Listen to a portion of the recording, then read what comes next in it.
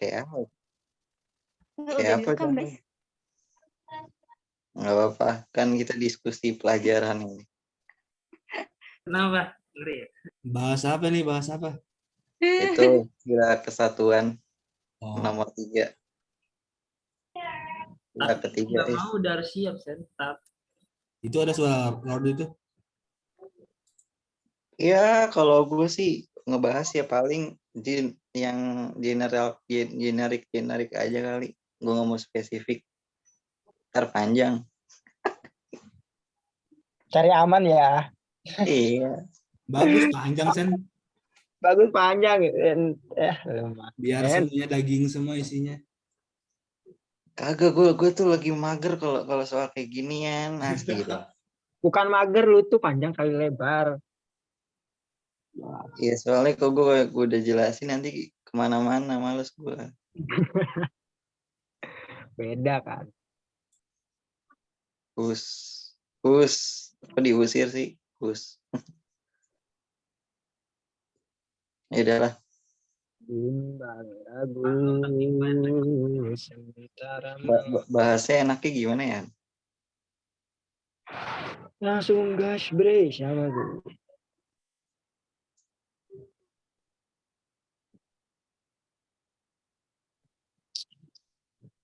Dan nggak ke kampus Sen.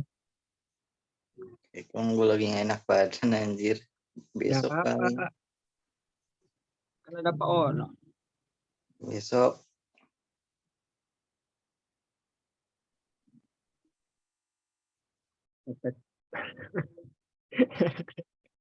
Permen apa Rehan? Oke, halo friend. Oke, Udah friend. siap semua ya? Iya, friend. Ya, Mas, siapa aja nih yang presentasi? Udah pada datang belum? Udah, Bu. Oke, kalau gitu. Emang belum datang, Bu. Siapa?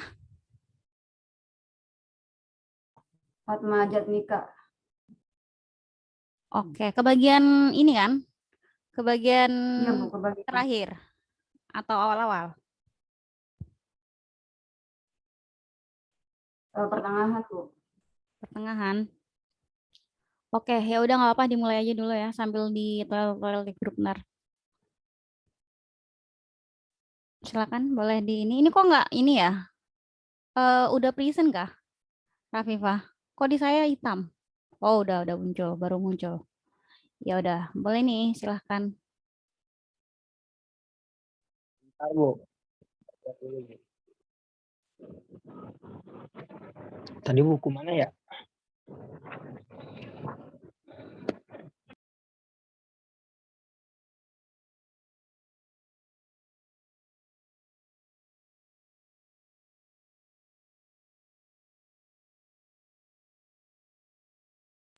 Mulai aja, Bu, ini, Bu. Iya, langsung aja dibuka, boleh.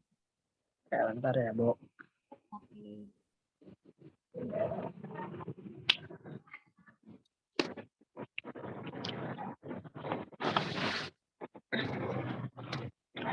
Oke, bismillahirrahmanirrahim. Assalamualaikum warahmatullahi wabarakatuh.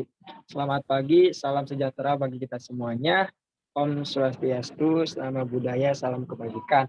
Oke, teman-teman semuanya, hari ini kami kelompok 4 ingin mempresentasikan mengenai dasar epistemologis sila-sila Pancasila. Nah, sebelum itu izinkan kami untuk memperkenalkan kelompok kami dari kelompok 4. Yang pertama saya sendiri Muhammad Iqbal Kansa dari Prodi Sistem Informasi. Yang kedua ada Kak Padma Jatnika dari Prodi Informatika kalau nggak salah. Dan ketiga ada Rafifah Adila dari Prodi TI kalau nggak salah. Dan yang keempat ada William Pratama. Oke, untuk slide pertama bisa langsung saja kepada Kak Padma. Ada. Rafifah yang sampaikan poin pertama. Oh gitu, oke silakan Kak Rafifah. Oke, Rafifah mulai ya. Bismillahirrahmanirrahim. Jadi poin pertama ini yang dibahas apa dasar dari epistemologi sila-sila Pancasila. Jadi Pancasila ini punya 3 landasan pijak filosofis. Yang pertama itu kan sudah dibahas di pembahasan kelompok kemarin ya, ontologis. Yang kedua itu epistemologis, yang ketiga aksiologis. Jadi kelompok 4 ini akan menyampaikan apa itu epistemologis. Epistemologi adalah cabang filsafat yang menyelidiki asal, syarat, susunan, metode, dan validitas ilmu pengetahuan. Jadi secara epistemologis kajian Pancasila sebagai filsafat dimaksudkan sebagai upaya untuk mencari hakikat Pancasila sebagai suatu sistem pengetahuan. Jadi maksudnya ini Pancasila sebagai filsafat itu mencari hakikat Pancasila sebagai suatu sistem pengetahuan. Pancasila sebagai sistem filsafat adalah kesatuan dari berbagai unsur yang memiliki fungsi tersendiri, tujuan yang sama, saling keterikatan, dan ketergantungan. Kemudian, Pancasila sebagai sistem filsafat. Pancasila sebagai sistem filsafat pada hakikatnya juga merupakan sistem pengetahuan. Ini artinya Pancasila ini sudah menjadi suatu sistem kepercayaan, sistem cita-cita, dan juga menjadi suatu ideologi. Makanya Pancasila ini harus punya unsur rasionalitas, terutama dalam kedudukannya sebagai sistem pengetahuan. Kemudian yang kedua, dasar epistemologis Pancasila. Maksudnya ini dasar epistemologis Pancasila pada hakikatnya tidak dapat dipisahkan dengan dasar ontologisnya, sehingga dasar epistemologis Pancasila sangat berkaitan erat dengan konsep dasarnya tentang hakikat manusia. Kemudian Pancasila sebagai objek pengetahuan. Pancasila sebagai suatu objek pengetahuan pada hakikatnya meliputi masalah sumber pengetahuan dan susunan pengetahuan. Kemudian untuk sumber pengetahuan Pancasila sebagaimana yang telah dipahami bersama, nilai-nilai yang ada pada bangsa Indonesia sendiri. Nilai-nilai tersebut merupakan kausa materialis Pancasila. Kemudian Pancasila sebagai suatu sistem pengetahuan. Pancasila sebagai suatu sistem pengetahuan ini maknanya memiliki susunan yang bersifat formal logis, baik dalam arti susunan sila-sila Pancasilanya maupun isi arti dari sila-sila Pancasila itu sendiri. Kemudian susunan kesatuan sila-sila Pancasila ini bersifat hierarkis dan berbentuk piramidal. Maksudnya apa? Maksudnya ini terlihat dari sila pertama Pancasila yang mendasari dan menjiwai keempat sila lainnya. Jadi sila kedua didasari sila pertama, kemudian dia juga mendasari serta menjiwai sila ketiga, keempat, dan kelima. Begitupun seterusnya. Jadi dengan demikian susunan Pancasila ini memiliki sistem logis baik yang menyangkut kualitas maupun kuantitasnya.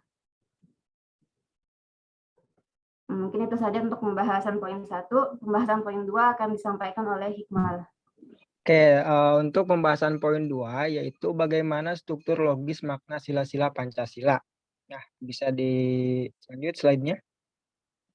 Sila-sila Pancasila dalam urutan luas secara secara hierarkis, sila pertama kedudukan kodrat manusia sebagai makhluk pribadi terdiri dari diri sendiri sebagai makhluk Tuhan. Ketuhanan yang Maha Esa mendasari dan menjiwai keempat sila-sila Pancasila lainnya. Jadi bisa kita simpulkan, hubungan kesesuaian antara negara dengan landasan sila-sila Pancasila adalah berupa hubungan sebab akibat, yaitu negara sebagai pendukung hubungan dan Tuhan, manusia, satu rakyat, dan adil sebagai pokok pangkal hubungan. Landasan sila-sila Pancasila yaitu Tuhan, manusia, rakyat, dan adil. Sebab adapun negara adalah sebagai akibat. Nah, untuk dasar epistemologi sila-sila Pancasila itu ada 3, yaitu 1 logos, patos, dan etos. Dasar epistemologis Pancasila pada hakikatnya tidak dapat dipisahkan dengan dasar ontologisnya. Maka dengan demikianlah mempunyai implementasi terhadap bangunan epistemologi. Itu teman-teman. Untuk slide selanjutnya yaitu disampaikan oleh Kak William. Kak William ada? Halo? Kak Rafifah, Kak William ada tidak? Baik, terima kasih. Maaf. Silakan, Kang.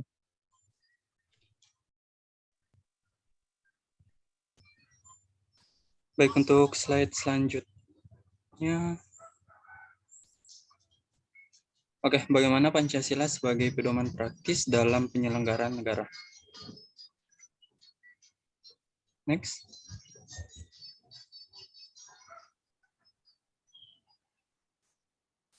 Oke, untuk pedoman bagi penyelenggara negara, di sini Pancasila sebagai dasar negara.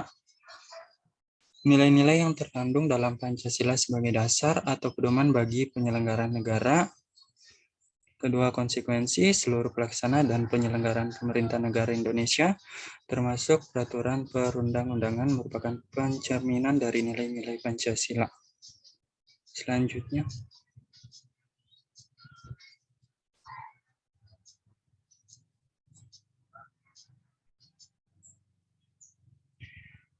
Penyelenggaraan bernegara mengacu dan memiliki tolak ukur, yaitu tidak boleh menyimpang dari nilai-nilai ketuhanan, nilai kemanusiaan, nilai persatuan, nilai kerakyatan, dan nilai keadilan.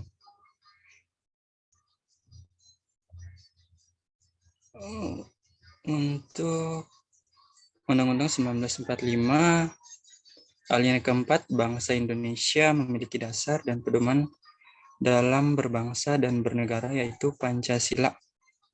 Mendasari pasal-pasal dalam Undang-Undang 1945, kemudian menjadi cita-cita hukum yang dituangkan dalam peraturan perundang-undangan.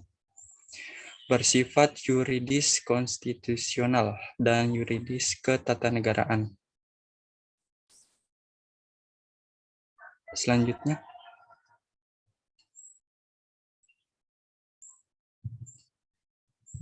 Masih ada lagi, apabila ada peraturan termasuk di dalamnya Undang-Undang 1945 yang bertentangan dengan nilai-nilai luhur Pancasila, maka sudah sepatutnya peraturan tersebut dicabut. Tadi dulu guys. Ini emang nggak di present nggak? Di present, Bu. Terlihat tidak Bapak ininya PPT-nya? Iya, itu bentuknya kecil-kecil gitu. Oh, pencet slideshow. Nah, Ya, bagus.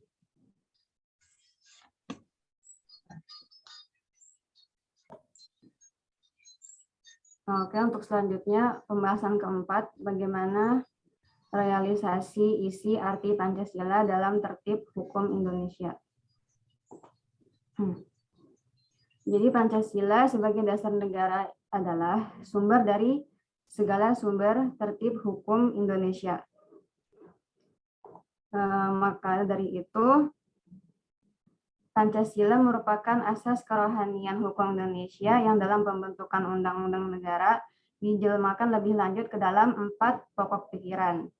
4 pokok pikiran ini yang pertama yaitu negara melindungi segenap bangsa Indonesia dan seluruh tumpah darah Indonesia dengan berdasarkan atas persatuan dengan mewujudkan keadilan sosial bagi seluruh rakyat Indonesia. Kemudian pokok pikiran yang kedua, negara hendak mewujudkan keadilan sosial bagi seluruh rakyat. Pokok pikiran yang ketiga, negara yang berkedaulatan rakyat berdasarkan atas kerakyatan dan permusyawaratan perwakilan. Kemudian yang keempat, negara berdasar atas ketuhanan yang Maha Esa menurut dasar kemanusiaan yang adil dan beradab. UUD 1945 Epi Ramadhani.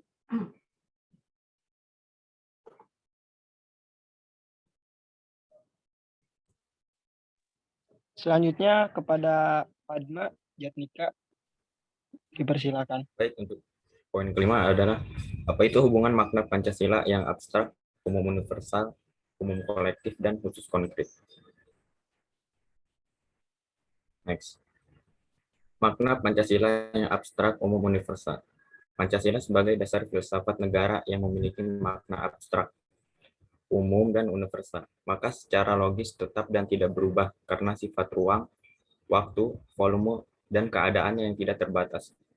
Makna Pancasila yang umum universal dalam umum abstraknya masih tidak berubah dan dapat berlaku di mana saja, tidak hanya bagi bangsa dan bangsa Indonesia, tetapi juga bagi bangsa-bangsa lain dengan karakteristik tertentu. Sifat spesifik dari abstrak umum universal dapat diartikulasikan dalam umum kolektif Pancasila sebagai implementasi dalam posisi dasar falsafah negara atau sebagai pedoman praktis dalam pemeliharaan negara. Next. Makna Pancasila yang umum kolektif. Makna umum Pancasila adalah kolektif, yaitu makna Pancasila sebagai pedoman bersama negara dan bangsa Indonesia, terutama dalam tatanan hukum Indonesia. Sebagai sumber segala undang-undang atau sebagai sumber tatanan hukum Indonesia, setiap produk hukum harus bersumber dan tidak boleh bertentangan dengan Pancasila.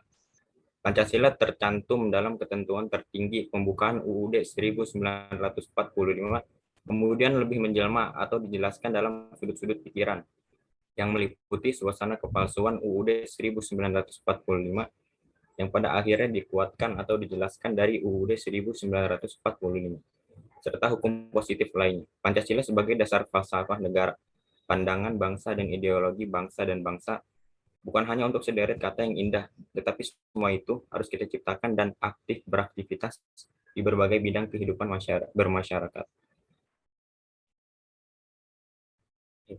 Next. Makna Pancasila yang khusus konkret. Isi arti Pancasila yang khusus konkret ini merupakan pelaksanaan Pancasila dasar filsafat negara yang diterapkan dalam kehidupan nyata, antara lain pada bidang sosial, budaya, ekonomi, politik, kebudayaan, organisasi, partai politik, pertahanan, dan semua aspek yang berkaitan dengan pembangunan nasional, termasuk kebijaksanaan dalam maupun luar negeri. Pelaksanaan Pancasila yang konkret ini sangat bersifat dinamis, yaitu sesuai dengan perkembangan zaman, keadaan ilmu pengetahuan dan teknologi, serta peradaban manusia. Karena sifatnya yang khusus dan konkret serta dinamis, maka setiap pelaksanaan dan kebijaksanaan bisa berbeda. Namun, tetap dalam batas norma isi arti Pancasila yang umum, universal, dan umum kolektif.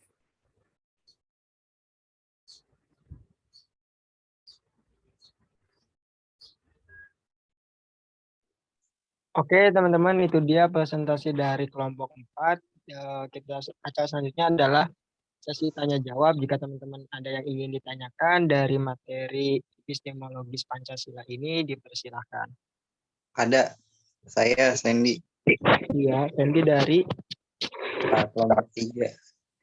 kelompok 3. Apa Pak Sandy? Coba dimundurin dulu slide-nya.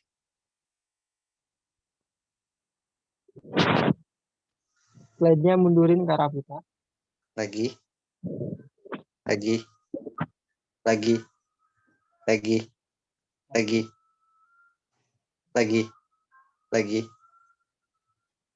Udah kelewatan. Tadi ya yang kunci. Nah, di sini kan ada beberapa hal aspek ya. Yang kan di sini ada penjelasannya. Penyelenggaraan bernegara mengacu dan memiliki tolak ukur, yaitu tidak boleh menyimpang dari nilai ketuhanan, kemanusiaan, dan sebagainya kan. Nah, yang jadi pertanyaannya, kalau misalkan dari penjelasan yang udah ada, apakah udah sesuai sama yang sehari-harinya udah dilakuin juga? Soalnya gini, ada beberapa kasus kayak misalkan dari tolak ukur sendiri aja, manusianya juga kadang ada yang kurang, namanya menghormati orang lain. Itu juga termasuk kayak, apakah itu jadi pertanyaan buat saya. Jadi apakah itu benar-benar bersifat secara keluarga negaranya tuh gimana sih? Terus kalau misalkan untuk bagian ini, apabila peraturan termasuk dalam UUD 1945 bertentangan dengan leluhur Pancasila, maka sudah sepatutnya peraturan itu dicabut. Nah, berarti karena banyak orang di Indonesia yang nggak sesuai sama yang ada di Pancasila tersebut itu sudah sepatutnya dicabut juga dong. Cukup, terima kasih. Oke, siap. Terima kasih. Ada lagi dari teman-teman yang lainnya? Kalau tidak ada, kita jawab dulu ya dari pertanyaan Sandy ini. Dari kelompok 4, ada yang mau ingin menjawab? Rafifa, Kak William, atau Pak Apanza? Kita sharing aja. Udah. Pendapat sendiri apa menurut kamu sebaku, Kak? Kalau punya referensi juga boleh, tapi lebih baik pemahaman sendiri dengan referensi.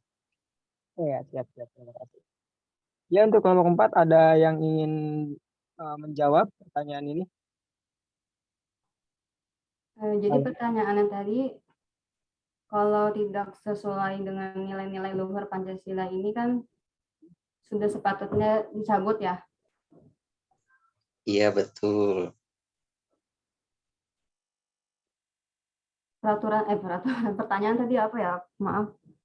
Pertanyaannya tuh ya, jadi kayak misalkan dari kita bahas dulu yang dari awal-awalnya dulu. Kan ada penyelenggaraan bernegara memacu pada tolak ukur dan sebagainya di bawahnya kan. Iya, betul. Dan beberapa kasus untuk warga negaranya sendiri itu pun ada juga hal orang yang nggak sesuai sama apa yang udah tertulis itu. Jadi pertanyaannya, apakah peraturan itu harus dicabut juga? Gini, kalau menurut pandangan saya sendiri ya mengenai dari yang saya tangkap dari pertanyaan Sandy sendiri mungkin lebih ke apakah yang ini disampaikan penyelenggaraan bernegara mengacu dan memiliki tolak ukur ini bisa dicabut jika masyarakatnya atau rakyatnya itu tidak mematuhinya, seperti itu kan? Gitu. Ya, kurang lebih seperti itu. Kurang lebih seperti itu. Nah, gini loh sistemnya. Kalau misalkan seperti itu, semua peraturan, contoh deh jangan dulu negara, peraturan yang ada di satu kelompok, di suatu lingkup masyarakat, ya kan, pasti ada aja yang melanggar. Contoh buang sampah sembarangan, misalkan. Apakah kalau misalkan banyak yang buang sampah, peraturan itu akan dicabut seperti itu? Oh no, tidak. Peraturan tetap ada seperti itu. Berarti yang salah itu bukan peraturannya, tapi orang-orangnya yang memang ibaratnya gini loh, ibaratnya dia itu menganggap sepele dan menganggap peraturan itu hanya ya identitas aja gitu. Berarti kalau misalkan mau ibaratnya peraturan itu mau diikuti harus punya landasan-landasan lain, harus punya ibaratnya buat efek jerak ke mereka gimana caranya biar mereka itu tidak melanggar peraturan. Kalau peraturan menurut saya tidak bisa ibaratnya dicabut atau nanti lagi digini-gini lagi, ya namanya peraturan tetap peraturan. Soal mengikuti atau tidaknya itu kembali lagi kepada kita gitu. Banyak banget peraturan-peraturan yang sudah dibuat tapi ibaratnya kayak ada sebagian yang mengikuti peraturan itu dan lebih banyak yang tidak mengikutinya. Seperti itu sih kalau menurut saya pribadi, seperti itu. Mohon maaf, saya keberatan. Gimana Soalnya di tuh? situ udah tertulis secara jelas, semua orang bisa baca. Apabila peraturan termasuk dalam UUD 1945 bertentangan dengan tolak ukur Pancasila, maka sepatutnya peraturan itu dicabut. Jadi apakah benar begitu? Oke, mungkin seperti ini, peraturan yang bisa dicabut. Ini kan membahasnya tentang negara ya, membahasnya tentang negara. Itu kan kursinya para petinggi di bagian lembaga-lembaga ya untuk mencabut peraturan itu, untuk menambahkan peraturan itu. Ya, kalau misalkan memang kalau misalkan memang peraturan itu tidak mempan juga atau tidak ibaratnya tidak efektif lah di kalangan masyarakat bisa saja dicabut, tapi dengan landasan-landasan dengan SOP yang berlaku di negara seperti itu. Tidak bisa asal cabut saja, harus ada penggantinya, harus ada ibaratnya harus ada referensi yang baru untuk menggantikan si peraturan-peraturan itu, seperti itu. Tidak bisa ibaratnya dicabut, udah nggak ada lagi penggantinya, seperti itu sih kalau menurut aku. Gitu. Bisa saja dicabut, tapi harus tidak segampang itu untuk mencabutnya, kalau menurut saya pribadi gitu. Gimana tuh?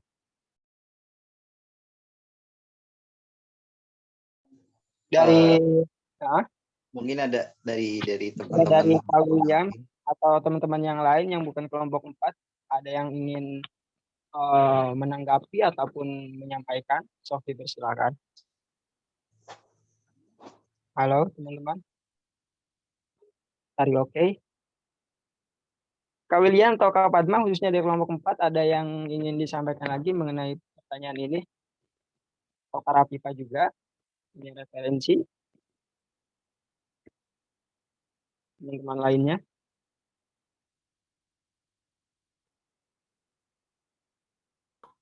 Kayaknya udah cukup dari itu William. Apa? Iqmal. Cukup mungkin itu Sandy bisa dipahami atau kurang? Kalau misalkan kurang, inginnya seperti apa gitu? Ya udah, intinya seperti itu. Lanjut. Seperti itu kan yang saya tangkap dari kepala Pak Sandy juga kan, gitu. Ya, oke teman-teman, selanjutnya ada yang ingin ditanyakan lagi? Teman-teman yang lainnya? Kalau tidak ada, kita akan memutarkan video. Ada teman-teman? Tidak ada mungkin. Oke, Kak Rafifa boleh diputarkan videonya. Sebelum pemutaran video, teman-teman dipersiapkan untuk ibaratnya pendapat sendiri gitu mengenai video ini gitu. Pendapat sendiri dan memang berlandasan dengan Pancasila atau epistemologis Pancasila yang kelompok 4 sampaikan seperti itu. Bisa dipahami teman-teman? Oke, Kak Rafifa boleh diputar videonya. Masih banyak waktu juga. Oke, silakan. Ini share screen terlihat tidak? Iya, terlihat.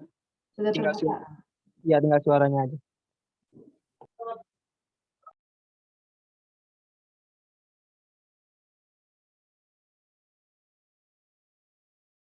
Kanti Umi, seorang ibu di Sukawera, Kecamatan Tonjong, Kabupaten Brebes, menganiaya 3 anaknya dengan senjata tajam pada Minggu 20 Maret 2022.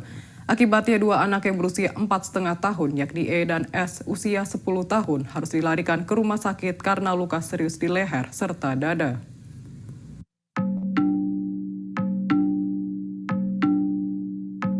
Sementara anak keduanya berinisial ARK yang berusia 7 tahun tewas karena luka di leher. Novi, tetangga Kanti Umi, bercerita pada Minggu pagi, selesai sholat subuh, salah satu anggota keluarganya berteriak minta tolong. Warga kemudian mendobrak pintu kamar dan menemukan 3 korban mengalami luka serius. Sementara itu, saksi lain Iwan membenarkan jika peristiwa tersebut terjadi selesai sholat subuh. Saat ia sedang mengeluarkan motor, ia mendengar teriakan Hamidah, bibi Kanti Umi. Hamidah yang tinggal serumah dengan pelaku berusaha membuka kamar pelaku yang dikunci dari dalam setelah mendengar suara keributan.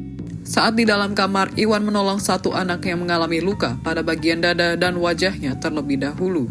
Sementara 2 anak lainnya terkapar di dalam kamar. 2 anak Kanti Umi yang masih hidup kemudian dilarikan ke Rumah Sakit Aminah Bumi Ayu untuk mendapatkan perawatan. Sementara itu, Ketua RT setempat Heru Prasetyo mengatakan pelaku dikenal pendiam. Ia mengatakan saat kejadian, suami pelaku sedang bekerja di luar kota. Kanti Umi sendiri memiliki keahlian rias pengantin. Ia juga menerima panggilan jasa perawatan tubuh panggilan, menerima facial, lulur, dan sebagainya. Saat dikonfirmasi, Kapolsek Tonjong AKP Yusuf membenarkan kejadian tersebut. Saat ini pelaku sudah diamankan di Mapolres Brebes. Selain mengamankan pelaku, petugas juga mengamankan sejumlah barang bukti, diantaranya pisau cutter, spray kasur, bantal, dan handphone. Sementara itu, Kasat Reskrim Polres Brebes AKP Syuaib Abdullah mengatakan 2 korban saat ini sudah dirujuk ke RSUD Margono Purwokerto. Saat ini pihaknya masih mendalami dan meminta keterangan Kanti Umi.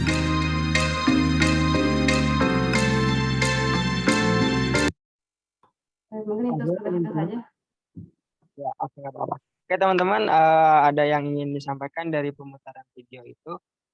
Apakah sudah berlandaskan Pancasila atau tidak dari sila 1 sampai 5? Oke, silakan teman-teman yang ingin disampaikan, dipersilakan.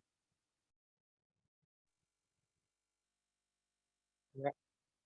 Sandy, menurut Sandy gimana? Nggak ada. Nggak ada. Muhammad Rabani atau yang lainnya, Kak Willy. Yang Raihan nih, Raihan. Gimana Kak Lord Raihan? Halo? Sejauh Sudah. ini nggak ada ya. Ini tidak ada. Oke. Yang lainnya ada? Nggak ada. Jadi ya apa yang pengen disampaikan di sini? ya menurut pandangan tersendiri gitu mengenai ya ini kan ibaratnya ibu membunuh seorang anaknya seperti itu. Nah, di negara ini kan mempunyai peraturan-peraturan tersendiri seperti yang tadi saya lakukan. Apakah peraturan itu bisa dicabut atau tidak? Seperti itu. Jadi kita kait-kaitkan dengan Suaranya, Wi. apa? Kenapa Gary? Yang kedengaran lu ngomong. Nggak kedengeran? Tes. Oke. Jadi kronologi ibu bunuh anak kandung di Brebes ini, apakah ada kaitannya dengan epistemologis Pancasila ini? Seperti itu teman-teman. Jadi kalau teman-teman ingin disampaikan, sok enggak gitu, dipersilakan. Gitu. Ya nggak tahu, mungkin emaknya gabut kali. Ya, Bukan gitu, bukan gitu. Jadi ceritanya tuh ibunya tuh udah gila. Nah, Pada info lanjutnya itu. ibunya sudah gila. Nah, Kalau jadi misalkan ya, kata ibunya pas di penjara, saya nggak mau mati sendiri, saya mau membawa anak saya sendiri. Kan gila dia tuh. ya, orang gila bisa membunuh sepertinya ya semua alasan yang ketika pembunuhan, kecelakaan itu dinyatakan gila gitu ya. Seperti itu. Atau gimana nih? Ya, Banyak gila. banget Faktanya. kasus yang untuk pembunuhan itu si pelakunya itu dianggap gila. Seperti itu. Padahal secara realitanya ada yang tidak, tapi menggilakan diri sendiri. Seperti itu atau gimana? Saya tahunya itu aja sih penjelasan dari info lanjutannya. Ya, oke, terima kasih Kak Ibrahim. Ada lagi dari teman-teman yang lain? Kalau tidak, kelompok kami cukupkan ya. Oh, mungkin karena ibu itu gila, jadi undang-undang itu bisa nggak berlaku gitu. Ya, justru itu saya anehnya gimana ya? Ibaratnya kayak semua pelaku kejahatan seksual ataupun kejahatan yang ibaratnya pembunuhan seperti itu, si korban, si pelakunya itu dianggap gila gitu. Berarti kan, oh gitu. Orang gila bisa membunuh gitu. Itu kan gilanya kan bukan dalam hal benar-benar mentalnya gila. Nah, Gila dalam membunuh ya. Bukan gilanya udah gila banget baru dibunuh, enggak lah. Beda mental dibunuh sama yang emang udah gila, nggak ngotak lagi emang kalau mau bunuh. Jadi ibaratnya udah frustasi tinggi itu. Ya no bisa gitu. Ya kalau orang gila beneran mah ya dia gila nggak mungkin bisa bunuh lah. nah justru itu setelah membunuh itu bisa gila mungkin seperti itu. Jadi dia tidak bisa dipenjara. Sudah atau gimana teman-teman?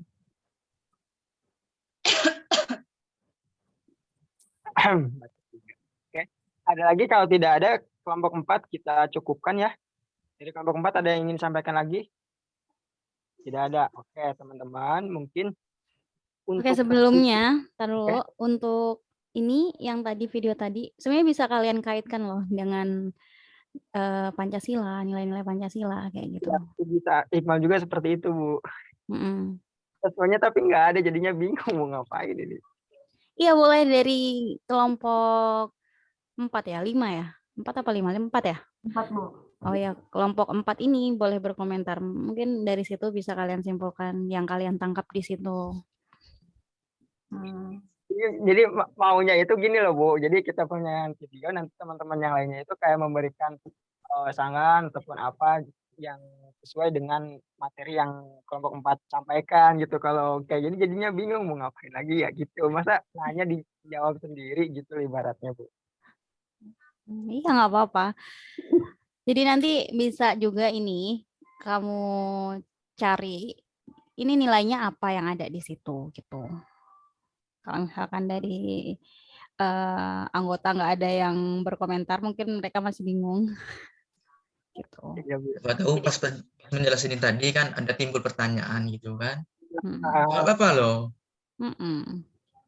Biasa aja. Oke, teman-teman ada udah dibuka sama Ibu, ada timbul pertanyaan nggak mengenai video tadi? Apakah sudah gimana ya? Sudah melanggar sila 1, 2, 3, 4, dan 5 atau semua sila itu sudah dilanggar sama Ibu itu atau gimana, teman-teman? Jadi kalau menurut aku sendiri ya mengenai pembunuhan ibu dan anak ini ya memang sudah melanggar banget gitu mengenai Pancasila ya. Satu, ketuhanan pastinya. Pertama itu semua kesalahan pasti ada yang namanya sila pertama itu akan selalu dibawa dalam setiap masalah. Apapun itu permasalahannya, apapun itu kejadiannya, sila pertama akan selalu dibawa. Nah, yang kedua juga, ya kan? Sila kedua, ketiga, keempat itu bisa memperpecah belahkan antara sila satu dan sila yang lainnya. Jadi dari kejadian ini bisa kita simpulkan bahwa Pancasila yang kita anut dan kita percaya dengan peraturan segitu banyaknya di Indonesia ini belum cukup maksimal untuk memberikan efek jerah kepada masyarakat gitu loh. Beberapa pasal, beberapa undang-undang yang memang dibuat oleh pemerintah itu ibaratnya kayak hanya sebagai pajangan saja, bukan, mohon maaf ya, saya bilang seperti ini. Karena dibuat peraturan, tapi untuk dilanggar. Dibuat lagi peraturan, tapi untuk dilanggar seperti itu. Jadi nggak ada habisnya gitu loh. Karena kita itu menganut sistem dari luar negeri seperti itu kan, bukan kalau misalkan kita menerapkan sistem dari agama itu memperpecah belah lagi seperti itu kan. Jadinya mau nggak mau yang tadi yang dipertanyakan itu benar adanya seperti itu. Jadi Indonesia ini bisa kayak ibaratnya peraturan-peraturan itu hanya sebagai inilah peraturan kita dan pedoman kita seperti itu. Nah, untuk masalah bisa dicabut atau tidaknya tergantung dari masyarakat yang menjalankan. Itu sih kalau dari saya pribadi. Nggak tahu dari pendapat teman-teman yang lainnya. Hukum dibuat ya harus dilanggar. Ya, ada lagi dari teman-teman yang lain? Karapipa ingin menyampaikan nggak, Karapipa? Coba ya, Rafifa mau sampaikan. Tadi kan kita poin ketiganya ini kan Pancasila sebagai pedoman praktis dalam penyelenggaraan negara. Di beritanya tadi itu karena dia akalnya ini bermasalah kan, gila, dengan tanda kutip gila, maka hukumnya tidak berlaku atas ibu ini ya. Iya. Tapi yang jadi pertanyaannya itu kebanyakan kasus pembunuhan itu si pelakunya itu kalau ditangkap polisi itu mengaku gila gitu loh. Padahal sebelum melakukan itu dia itu tidak gila gitu. Kan orang gila mana mungkin sih ibaratnya ya orang gila membunuh gitu dengan rasa nafsu tinggi untuk melakukan itu gitu loh. Tapi kita ditangkap itu dinyatakan gila gitu. Berita-berita yang muncul itu gila. Gitu. Berarti kan kalau ODGJ ibaratnya polisi juga bingung mau ngapa-ngapainnya, mau menerapkan pasal mana nih ke si pelaku ini gitu. Iya, sebenarnya harus bikin pembunuhan sih itu mah. Aduh. Ya pembunuhan, tapi yang dipermasalahkan itu pernyataan dari Kak Ibrahim itu tadi gila gitu. Mas Iqbal. Ya, Kak Raihan, sok mangga dipersilakan. Payun. Saya mau sedikit berargumen. Saya nggak setuju bahwa mereka dibilang gila. Karena gini, sesuai kasus yang sudah saya baca, mereka itu bukan gila, tapi mereka itu dulu waktu pengakuan mereka ya, mereka waktu masih mungkin di umur muda mereka mengalami suatu kejadian yang bikin mereka trauma. Nah, disitulah tuh dimana tuh yang gangguannya psikisnya. Belum maksudnya tuh kalau gila itu banyak ini ya, banyak banyak jenisnya gitu kan. Dia belum sampai disebut gila benar gitu kan. Dia masih kayak gangguan psikis. Dan kenapa tidak dihukum berat?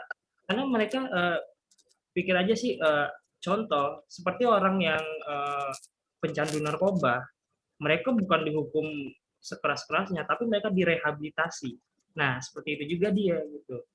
Nah, gitu. Jadi itu bukan karena gila, tapi ada sesuatu yang trauma.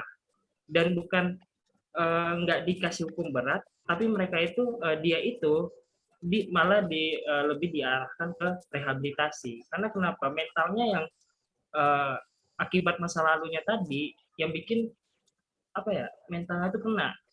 Bukan mental. Gitu. Berarti bukan ibaratnya bukan mentalnya sih, ya kan? Benar nggak sih? Ini kan kata berarti bukan bisa disebut dengan pengakuan ininya sih, tersangkanya pelakunya? Kenapa? Pengakuan dari pelakunya udah dengar belum? Atau cuman sekedar berita doang? Ada videonya. Nah, kan dari video bisa tahu tuh pengakuannya apa. Ya tadi itu dia karena dia takut suaminya ini di PHK, kan dia stres. Dia ini pengen menyelamatin anak-anaknya ini dari apa namanya susah-kesusahan hidup. Jadi dia itu Oke, ya, lanjut. ya, jadi dalam pikirannya ini dia ini menyelamatkan anak-anaknya dengan membunuh mereka gitu. Baik, itu tadi Teteh kebetulan nggak keluar tadi suaranya Zoom saya. Tadi itu apakah si pelakunya yang ngomong tadi, kalau boleh tahu di videonya? Iya, dia sendiri yang ngomong. Oke. Yang berbicara Tapi seperti itu. di rekan video dia bilang gini, dulu waktu dia kecil, dia sering ini dilakukan kekerasan. Nah, karena itu maka dia ngebunuh anaknya, karena dia takut bahwa nanti anaknya itu bakal ngerasain apa yang dia rasakan. Nah, itu. Baik, cuman segitu aja sih argumen saya. Jadi saya nggak begitu setuju bahwa disebut gila. Gitu. Karena dia belum termasuk gila. Kalau gila benar-benar nggak waras. Benar-benar kalau ketika ditanya, dia jawabannya belum ini, maksudnya nggak spesifik gitu. Iya, karena kan dia menganggapnya dia itu gila, gitu kan. Polisi mau interogasinya juga, ya gimana? Orang psikisnya aja pikirannya kayak melayang, ya bingung gitu untuk Ya karena dia gila karena udah bunuh anaknya. Gitu. Awalnya dia tidak gila karena dia udah membunuh anaknya, jadi bayangannya dan pemikirannya itu melayang kemana tahu gitu kan. Gitu. Jadi makanya disebut dengan gila. Itu biar memperhalus suatu kata-kata lah ibaratnya dari pelaku itu, ya udah gila gitu. Itu aja sih. Ntar kena somasi bilang gila.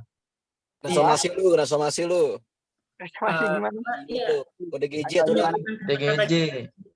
Apa ya, sedikit ganjel gitu. Jadi kalau mungkin bisa dialihkan gangguan psikis atau apa. Oke, gangguan psikis gitu kan. Gitu. Baik, Ya, ada lagi deh. Ya. Terima kasih juga Kang Rehan. Ya teman-teman, ada lagi? Kalau tidak kita cukupkan. Oke ya.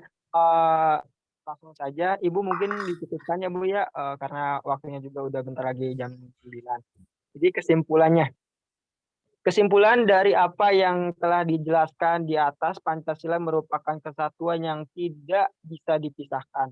Karena dalam masing-masing sila tidak bisa ditukar tempat atau dipindah.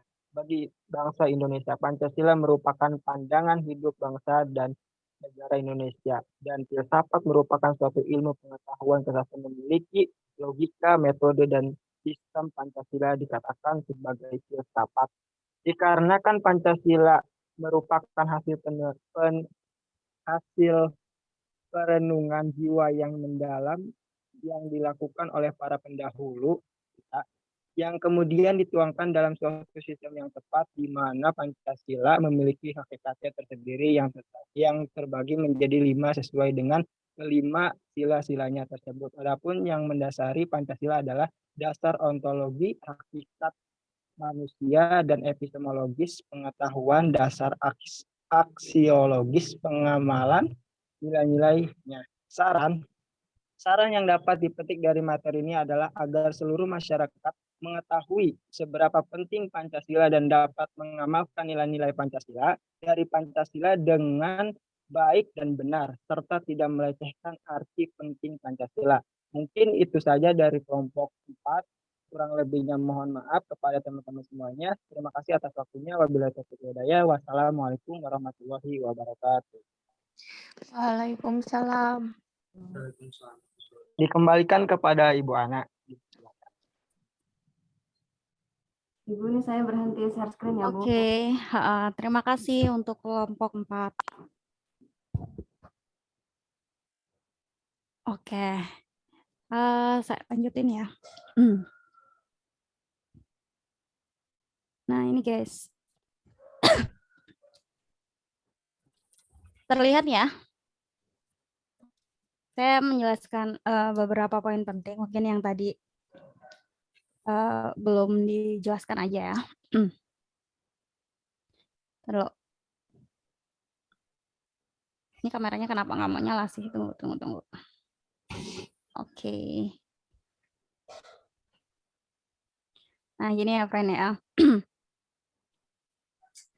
Nah, untuk ini susunan isi arti Pancasila ya, yang perlu kalian ketahui. Jadi di sini isi arti Pancasila yang umum, yang universal. Taruh, friend. Saya batuk-batuk nih. Nah, ini mau nggak bisa ya?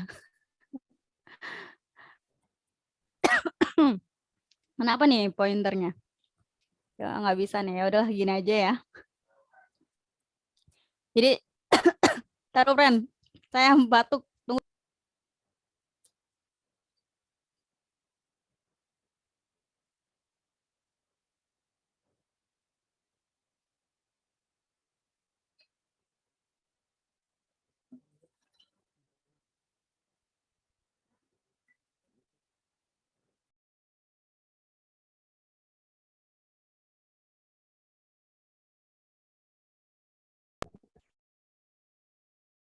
Oke, saya kembali lagi. Nah, di sini ya, friend ya. Isi arti Pancasila secara umum yaitu hakikat sila-sila Pancasila yang merupakan inti. Jadi kan kalau secara universal itu berarti kan umum ya, friend ya. Sini merupakan pangkal tolak dalam pelaksanaan dalam bidang kenegaraan dan tertib hukum Indonesia serta dalam realisasi praksis dalam berbagai bidang kehidupan yang konkret.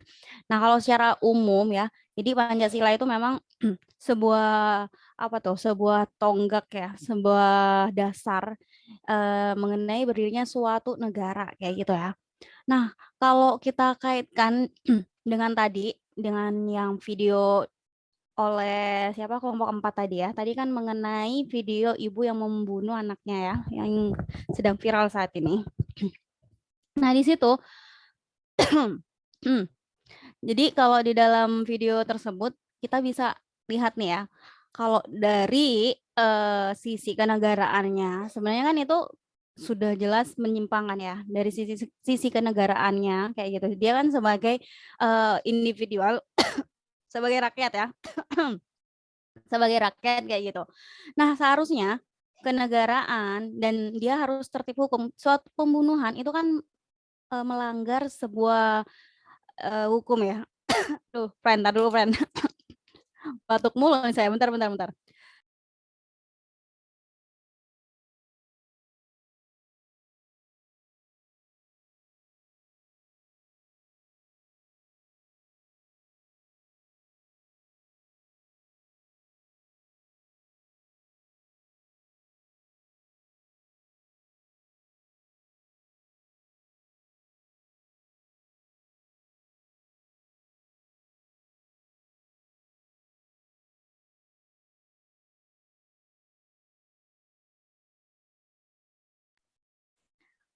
Oke, sorry, friend ya. Saya balik lagi nih. Agak gimana gitu ya. Nah, ya friend ya, kita lanjut lagi. Jadi kalau yang tadi, yang ibu-ibu tadi, itu kan udah jelas melanggar sila peraturan negara kayak gitu ya. Karena kan dalam negara kita juga sudah ada peraturan hukum-hukum yang mengikat, bagaimana pasal-pasal hal yang nggak boleh dilanggar kayak gitu. Sebagai negara, sebagai rakyat, nah itu ibu itu sudah melanggar tersebut. Jadi bisa dilihat nih dari segi Pancasila secara umumnya bisa dilihat dari itu. Nah, kemudian kalau yang kedua nih di sini isi arti Pancasila yang umum atau yang kolektif ya, umum kolektif, yaitu isi arti Pancasila sebagai pedoman kolektif negara dan bangsa Indonesia, terutama dalam tertib hukum Indonesia. Nah, kalau kita kan juga udah tahu ya bagaimana hukum semua ranah kita itu udah diatur oleh hukum-hukum yang ada di Indonesia. Entah itu dalam pasal pembunuhan dan sebagainya itu udah ada. Kayak gitu kan berarti kan dia sudah melanggar hukum. Cuman di sini Ibu itu malah dinyatakan gila sehingga mungkin lebih meringankan hukumannya kayak gitu ya. Tapi bukan berarti kan dia tidak dihukum gitu ya, friend ya. Gitu.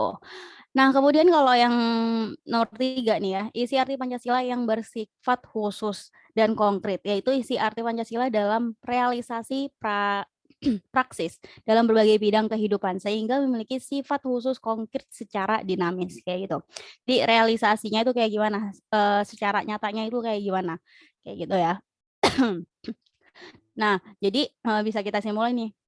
Kalau Pancasila itu sebenarnya kan kita ada nilai-nilai yang terbentuk di dalamnya, nilai-nilai yang harusnya dijunjung erat oleh diri kita, oleh semua masyarakat, lapisan masyarakat yang ada di Indonesia, kayak gitu ya. Nah, di sini menurut Pancasila hakikat manusia adalah monopluralis ya, monopluralis, yaitu hakikat manusia memiliki unsur pokok susunan kodrat yang terdiri atas raga dan jiwa. Nah, raga dan jiwa berarti kalau raga itu kan adalah tubuh kita ya. Sedangkan jiwa itu adalah batiniah kita kayak gitu. Nah, masalahnya di kasus yang tadi mungkin yang melakukan raga tapi di situ jiwanya ya ada ketidakstabilan jiwa mungkin di situ ya. Nah, kemudian hakikat raga manusia memiliki unsur fisis anorganis, vegetatif dan animal. Nah, hakikat jiwa memiliki unsur akal tuh ya. Jadi kalau jiwa, akal, rasa, kehendak tuh ya, yang merupakan potensi potensi sebagai sumber daya. Tuh, saya batuk-batuk nih, friend. Masih ini nggak sih? Jelas nggak sih saya ininya, friend? Jelas ini ya? Jelas Jelas ya? Mana? Silakan Bu, diminum dulu Bu. Diminum dulu, awalnya nih diminum. Ya udah, saya lanjutin lagi ya, friend ya. Nah, kemudian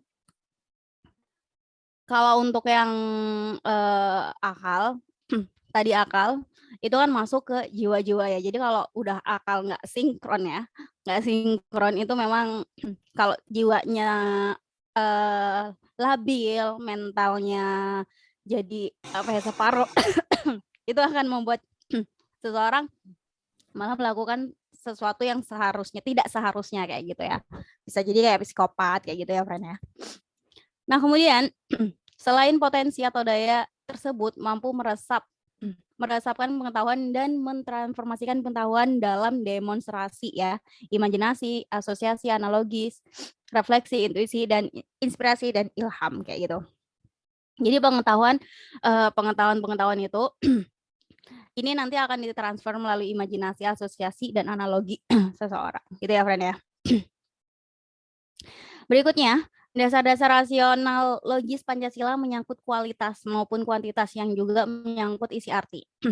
Kan kalau dalam Pancasila pastinya ada nilai-nilai dari segi kualitas dan kuantitasnya, friend. Jadi bagaimana kita bisa menyeimbangkan antara keduanya kayak gitu ya. Nah, ini untuk sila ketuhanan ya.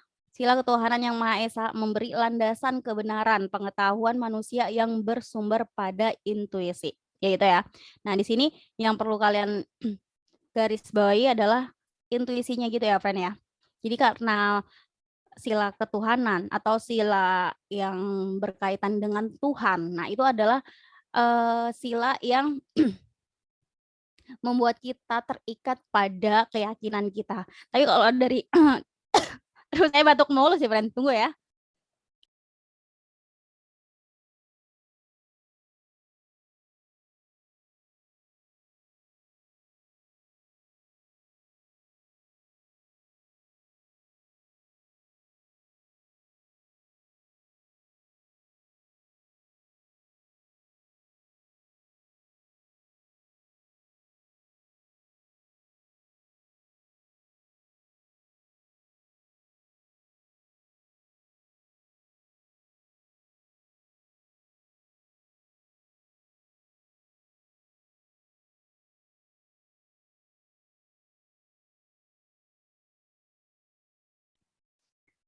Oke, sorry. Kita lanjut lagi, friend. Nah, di sini bisa kita perhatikan lagi ya.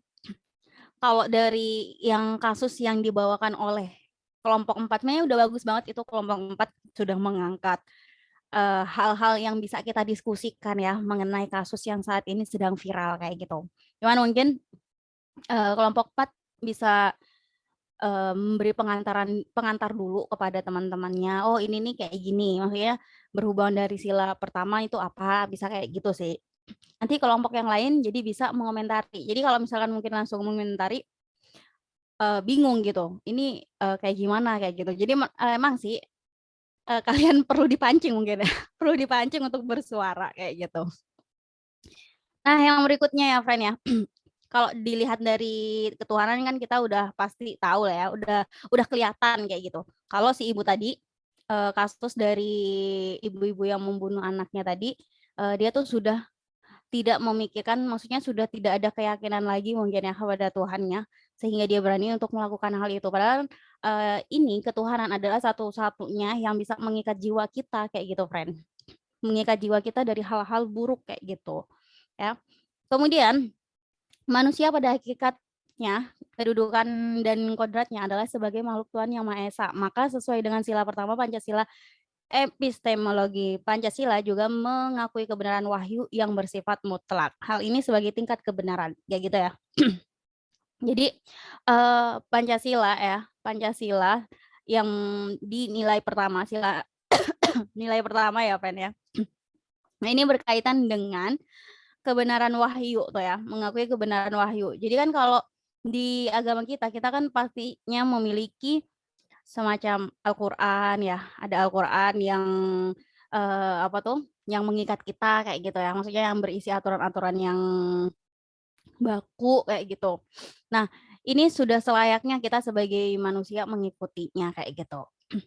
Nah, dengan demikian kebenaran dan pengetahuan manusia merupakan suatu sintesa yang harmonis antara potensi kejiwaan manusia, yaitu akar rasa dan kehendak manusia untuk mendapat kebenaran yang tinggi.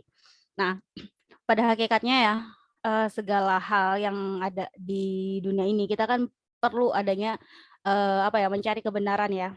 Kita setiap hari setiap kita menjalani kehidupan, pasti hal yang kita cari adalah suatu kebenaran yang hakiki ya, kayak gitu. Suatu kebenaran, suatu hal menuju kebaikan kayak gitu, friend. Cuman kadang kita tuh malah kesandung gitu ya, nggak nyampe ke sana kayak gitu. Nah, disinilah Pancasila berfungsi untuk mengatur kita ya pada jalannya kayak gitu. Sampai sini paham nggak, friend? Kayaknya kurang paham nih karena saya jelasinnya rada gimana gitu ya. Paham. Oke, kalau gitu ada yang ditanyain nggak, friend? Jam berapa ya ini? Ada yang ditanyain? Nggak ada? Kalau nggak ada, kita coba ini kali ya. Kita lanjutin diskusi. Halo, friend. Saya dulu nih ya. Yang kemarin. Nih. Kemarin kan sila 1 udah ya. Sekarang tinggal sila 2, 3, 4, dan 5. Udah siap ya, friend ya? Sama topik-topiknya? Sama aturan yang kemarin udah saya jelaskan tuh ya. Udah, Bu. Udah siap. Oke, kita spill aja deh. Bunyi nggak sih, friend? Bunyi lah ya. Bunyi, Bu. Oke. Oke, sila 5. Ada sila 5? Maaf, Siapa Bu. aja? Maaf, Bu. Kan itu katanya kemarin kan sila 5 berarti kan yang nentuin topiknya kan kelompok yang di atasnya, berarti yang kelompok 4 sama kelompok 9 kan ya, Bu ya? Nah, sementara kita sampai sekarang belum tahu, belum ditentukan sama kelompok 4 sama kelompok itu. Memangnya belum ya? Kayaknya Belum, kan Bu. udah deh sila 5. Saya tungguin juga belum ada. Belum, Bu. Jadi kita nggak tahu mau bahas apa. Oh gitu. Coba nanti kalian tanya-tanyain ya ke kelompoknya ini gimana kayak gitu. Ya. Kalau misalkan memang belum, ya udah untuk gitu kelompok 5 kita tunda dulu minggu depan. Minggu depan udah harus ada ya. kalian tanyalah kalau gitu. Misalkan jangan nungguin aja kayak gitu, harus ditoel-toel kayak gitu. Kalau misalkan mereka nggak ngasih gitu, nggak ngasih judul, ya tanyain kayak gitu ya. Lagi Ya terus. Bu harus, tapi kan harusnya kayak gitu ada inisiatif kalau udah dikasih tugas ini tapi nggak dikasih ya. Jadi kita coba nunggu aja dulu gitu, tapi nggak Udah sampai sempat sekarang minta belum juga, Bu. ada. Kenapa? Udah sempat minta juga waktu itu pernah ngajuin ini pembahasan yang kayak gini, boleh gak gitu? Terus gimana katanya? Iya aja, jadi udah tahu tapi nggak tahu disampaikan, nggak tahu enggak gitu. Pernah. Oke. Mana nih yang bertanggung jawab, yo? Mana nih suaranya? Coba. Untuk kelompok berapa tadi? 4 sama 9 ya? berarti. 4 sama 9. Oke, kelompok 4 tadi presentasi nih. Gimana nih kelompok 4? Ada Hikmal, ada siapa lagi tadi? Itu Bu, kelompok 4. Kemarin kan ada yang sempat ngajuin juga Bu dari kelompok 5. Sepertinya nih belum sampai ke grup PKM Bu jawabannya. Ya udah gini aja ya. Pokoknya minggu depan udah harus ada ya. Saya pokoknya semua topik yang belum ada harus dilengkapi semua. Nggak ada nih, nggak ada lagi yang kayak gini. Pas udah kepilih ternyata topiknya nggak ada. Jangan gitu ya guys ya. Kita sportif aja kayak gitu ya. Biar yang lainnya merasa adil nih. Jadi yang seharusnya maju malah nggak maju kan, kasihan tuh ya. Jadinya diganti sama kelompok yang udah siap-siap. Gitu ya friend ya. Pokoknya minggu depan udah harus ada semua topiknya. Sekarang kita spill lagi deh.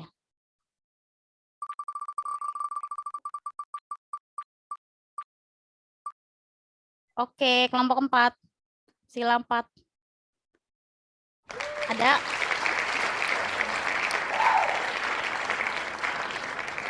Sila 4 topiknya apa, friend? Nah ini Bu, pedagang bubur ayam didenda 5 juta oleh Satgas Covid, sedangkan McD cuma 500.000 Bu. Oh ya, oke. Udah siap ya? Udah? Sebentar Bu. Ya, Ini kelompok 4 sama 9. Kenapa? Belum pada siap kayaknya Bu. Lah, kenapa belum pada siap? Bukannya udah diingetin ya? Gimana, friend? Kan udah ada topiknya.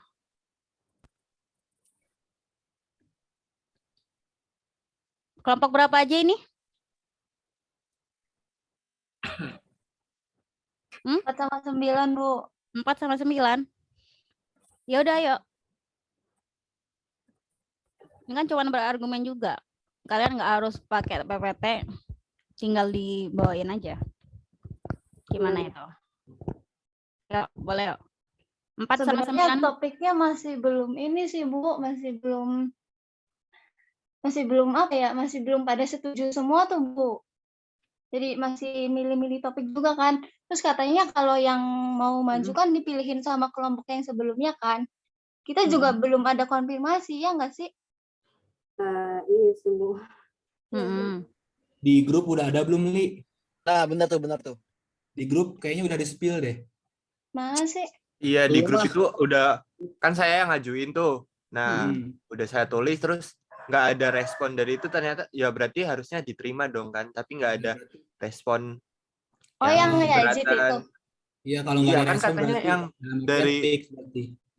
Kan kalau yang kelompok 4 berarti yang ngasih kan kelompok 5 katanya kan. Ya udah saya ngasih itu. Terus saya tungguin responnya sampai sekarang tuh nggak ada respon keberatan atau gimana. Berarti kalau nggak ada respon keberatan berarti kan bisa diterima gitu. Jadi ini juga udah ada nih. Ada kan ini, saya tulis kemarin. Ya kan kalau udah ditaruh di sini ini udah fix mengenai pedagang bubur ayam. Itu kelompoknya udah ada berarti Bu. Iya, terus nggak ada nih yang bilang nggak ada yang keberatan kan Bu. Nah ya berarti. Yaudah yuk friend, ayo dipertanggungjawabkan aja dulu yuk gimana itu. Kan udah diingetin dari sebelum-sebelumnya ya. Yuk. Yang mulai kelompok pro dulu atau kontra dulu Bu? Ya, abis ini udah siap dulu belum? Sebagian ada yang lagi izin ke belakang Bu, kelompok 4. Kelompok 4. Boleh open cam semua deh kalau gitu. open cam dulu biar saya tahu siapa aja ini di sini. Kelompok 4. Ya, open cam semua, friend. Buat yang kelompok 4 sama kelompok 9. Ya. Biar diskusi kita tuh biar berjalan lancar gitu ya, friend ya. Yuk, mana nih yang masih belum nih? Yuk, open cam dulu yuk. Udah? Oke, kalau gitu. Di sini biar saya saja yang menjadi moderatornya. Jadi diskusi kita kali ini mengenai topik ini ya. Topiknya, oke. Pedagang bubur ayam didenda 5 juta rupiah oleh Satgas COVID-19. Sedangkan McD 500.000 rupiah.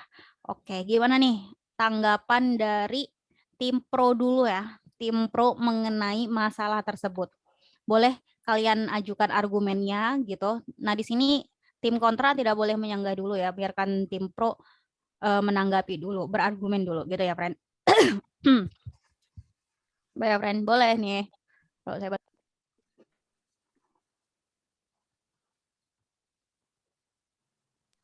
Yuk, silahkan. Dari tim pro.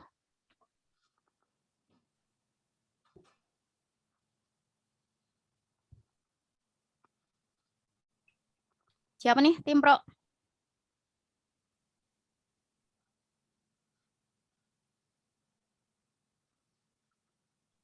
Bentar.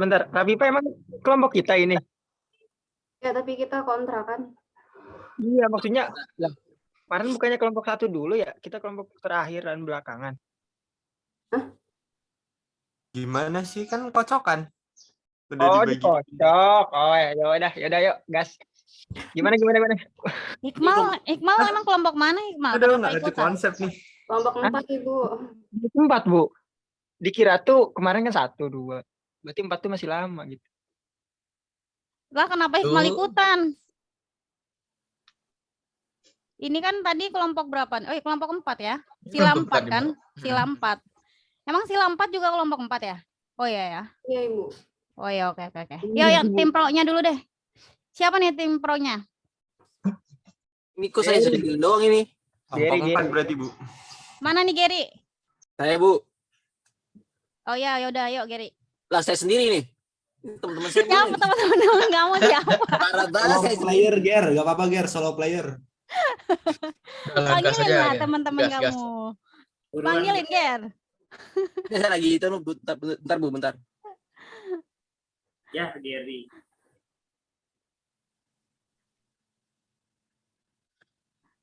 Gimana sih, friend? Ya udah, yuk. Udah bisa lah. Ntar kamu dapat nilainya full nih. Jadi full karena yang lain nggak dapat nilai. Bertanya tadi gimana? Tadi gue bertanya gimana? Coba. Rafifa. Oke. Rafifa kontra kan? Rafifa kontra. Gimana, Bu? Jadi topiknya mengenai pedagang bubur ayam ya yang didenda 5 juta rupiah oleh Satgas Covid, sedangkan McD 500.000 rupiah. Ini tuh ada perbedaan ya, perbedaan denda tuh ya, yang sangat kontras banget. Menurut kelompok pro ini gimana nih? Yuk, boleh tanggapannya dulu, argumen kalian yang tidak saling ini ya, tidak saling menghujat, maksudnya dari kaliannya aja, argumennya aja. Argumen pro-nya kayak gimana? Yuk, silakan. Menurut saya sih setuju aja, Bu. Setuju aja? Iya. Ya karena kan kalau McD kan dia punya lahan tuh, punya tempat. Sedangkan tukang bubur kan nggak punya, bisa aja kan dia di jalan gitu. Atau dari lahan orang lain tuh, terus dia tuh ya kalau didenda 5 juta sih wajar-wajar aja. Siapa suruh kan? Oke, berarti mengenai tempat ya. Tempat yang kadang nggak ada izinnya gitu ya. Jadi ya, Bu. Oke, jadi Apa setuju juga, Bu, aja. Gimana? Ya masuk akal juga gitu, makanya wajar aja sih kalau didenda gitu. Kalau didenda, oke, kalau didenda 500. 5 juta maksudnya. Oh, 5 juta ya? Iya. 5 juta untuk pedagang bubur. Ada lagi nggak, Gary? Udah sih, udah gitu doang. Oke. Nah, sekarang untuk kelompok kontra. Menurut kalian gimana nih tanggapannya? Oke, pendapat dari kelompok 4 dari saya pribadi ya mengenai tukang bubur didenda 5 juta dan McD didenda 500.000. Oke, saya mengakui memang ibaratnya McD itu mempunyai lahan tempat untuk ruang lingkupnya masing-masing. Coba bayangin McD keliling-keliling, nggak mungkin kan ibaratnya. Nah, si pedagang bubur juga itu juga ibaratnya dia oke lah dia melanggar, tapi tidak bisa diibaratkan dendanya itu berlapis-lapis, pasalnya itu berlapis-lapis gitu loh. Ibaratnya ada kalangannya, ada kalangan kelas bawah, ada kalangan kelas tinggi, tidak semuanya sama seperti itu. Memang, nah, ya tidak tahu iyalah, aja. ya kan? Enggak dong. Gitu. Ya gimana? Kalau misalkan ibaratnya McD punya peraturan. Sekarang saya tanya, McD itu lokal Indonesia atau bukan? Asli Indonesia lagi. McD itu berpunya atau enggak? Gitu ibaratnya kan. Kalau tukang bubur, yakin semua tukang bubur yang ada di Indonesia itu asli orang Indonesia, ciri khas Indonesia. Sekarang McD yang digemari oleh banyak ya, orang. Kan Anda tahu aja hukum Indonesia gimana. Kerjasama diuntungkan tidak bisa seperti itu, ya kan? Taruh bentar. Juga memang banyak banget ya, mohon maaf Bu ya. Para pejabat juga memang ibaratnya memandang sebelah bolehan mata. lanjut masuk aja Han. Bahan atasan seperti itu. Kayak pedagang-pedagang kaki lima itu ibaratnya receh banget di mata para pejabat seperti itu. Nah, beda lagi dengan kayak McD dan lain sebagainya. Itu dihormati karena apa? Itu produk luar negeri. Cintailah produk-produk Indonesia. Ini nggak masalah produk-produk Indonesia, ini nggak masalah hukum ya hukum lah. Ya kan baru dia jalan-jalan lagi pandemi, weh. Dengerin nih ya. Di jurnalnya tertera di sini ya. Yang kesalahan si tukang bubur atau si McD ini kan. Ya kan. Kepada tukang bubur bernama Sawah Hidayat itu lantaran ada warga yang makan di tempat sawah terjaring operasi justisi PPKM darurat pada Selasa 6/7. Jadi begini, laporan dari Kasih Intel KJRI Tasikmalaya beberapa hari yang lalu itu proses dari pemindahan pelanggaran PPKM darurat. Uji Kesepikum Sejati Jakbar Dodi Gajali Emil, ya kan. Sekarang di McD itu ibaratnya siapa sih yang nelpon? Ibaratnya di McD ada nggak makan di tempat? Sama ada, ya kan, memang di kapasitasnya. Kenapa tukang bubur yang memang ibaratnya sederhana didenda gitu loh?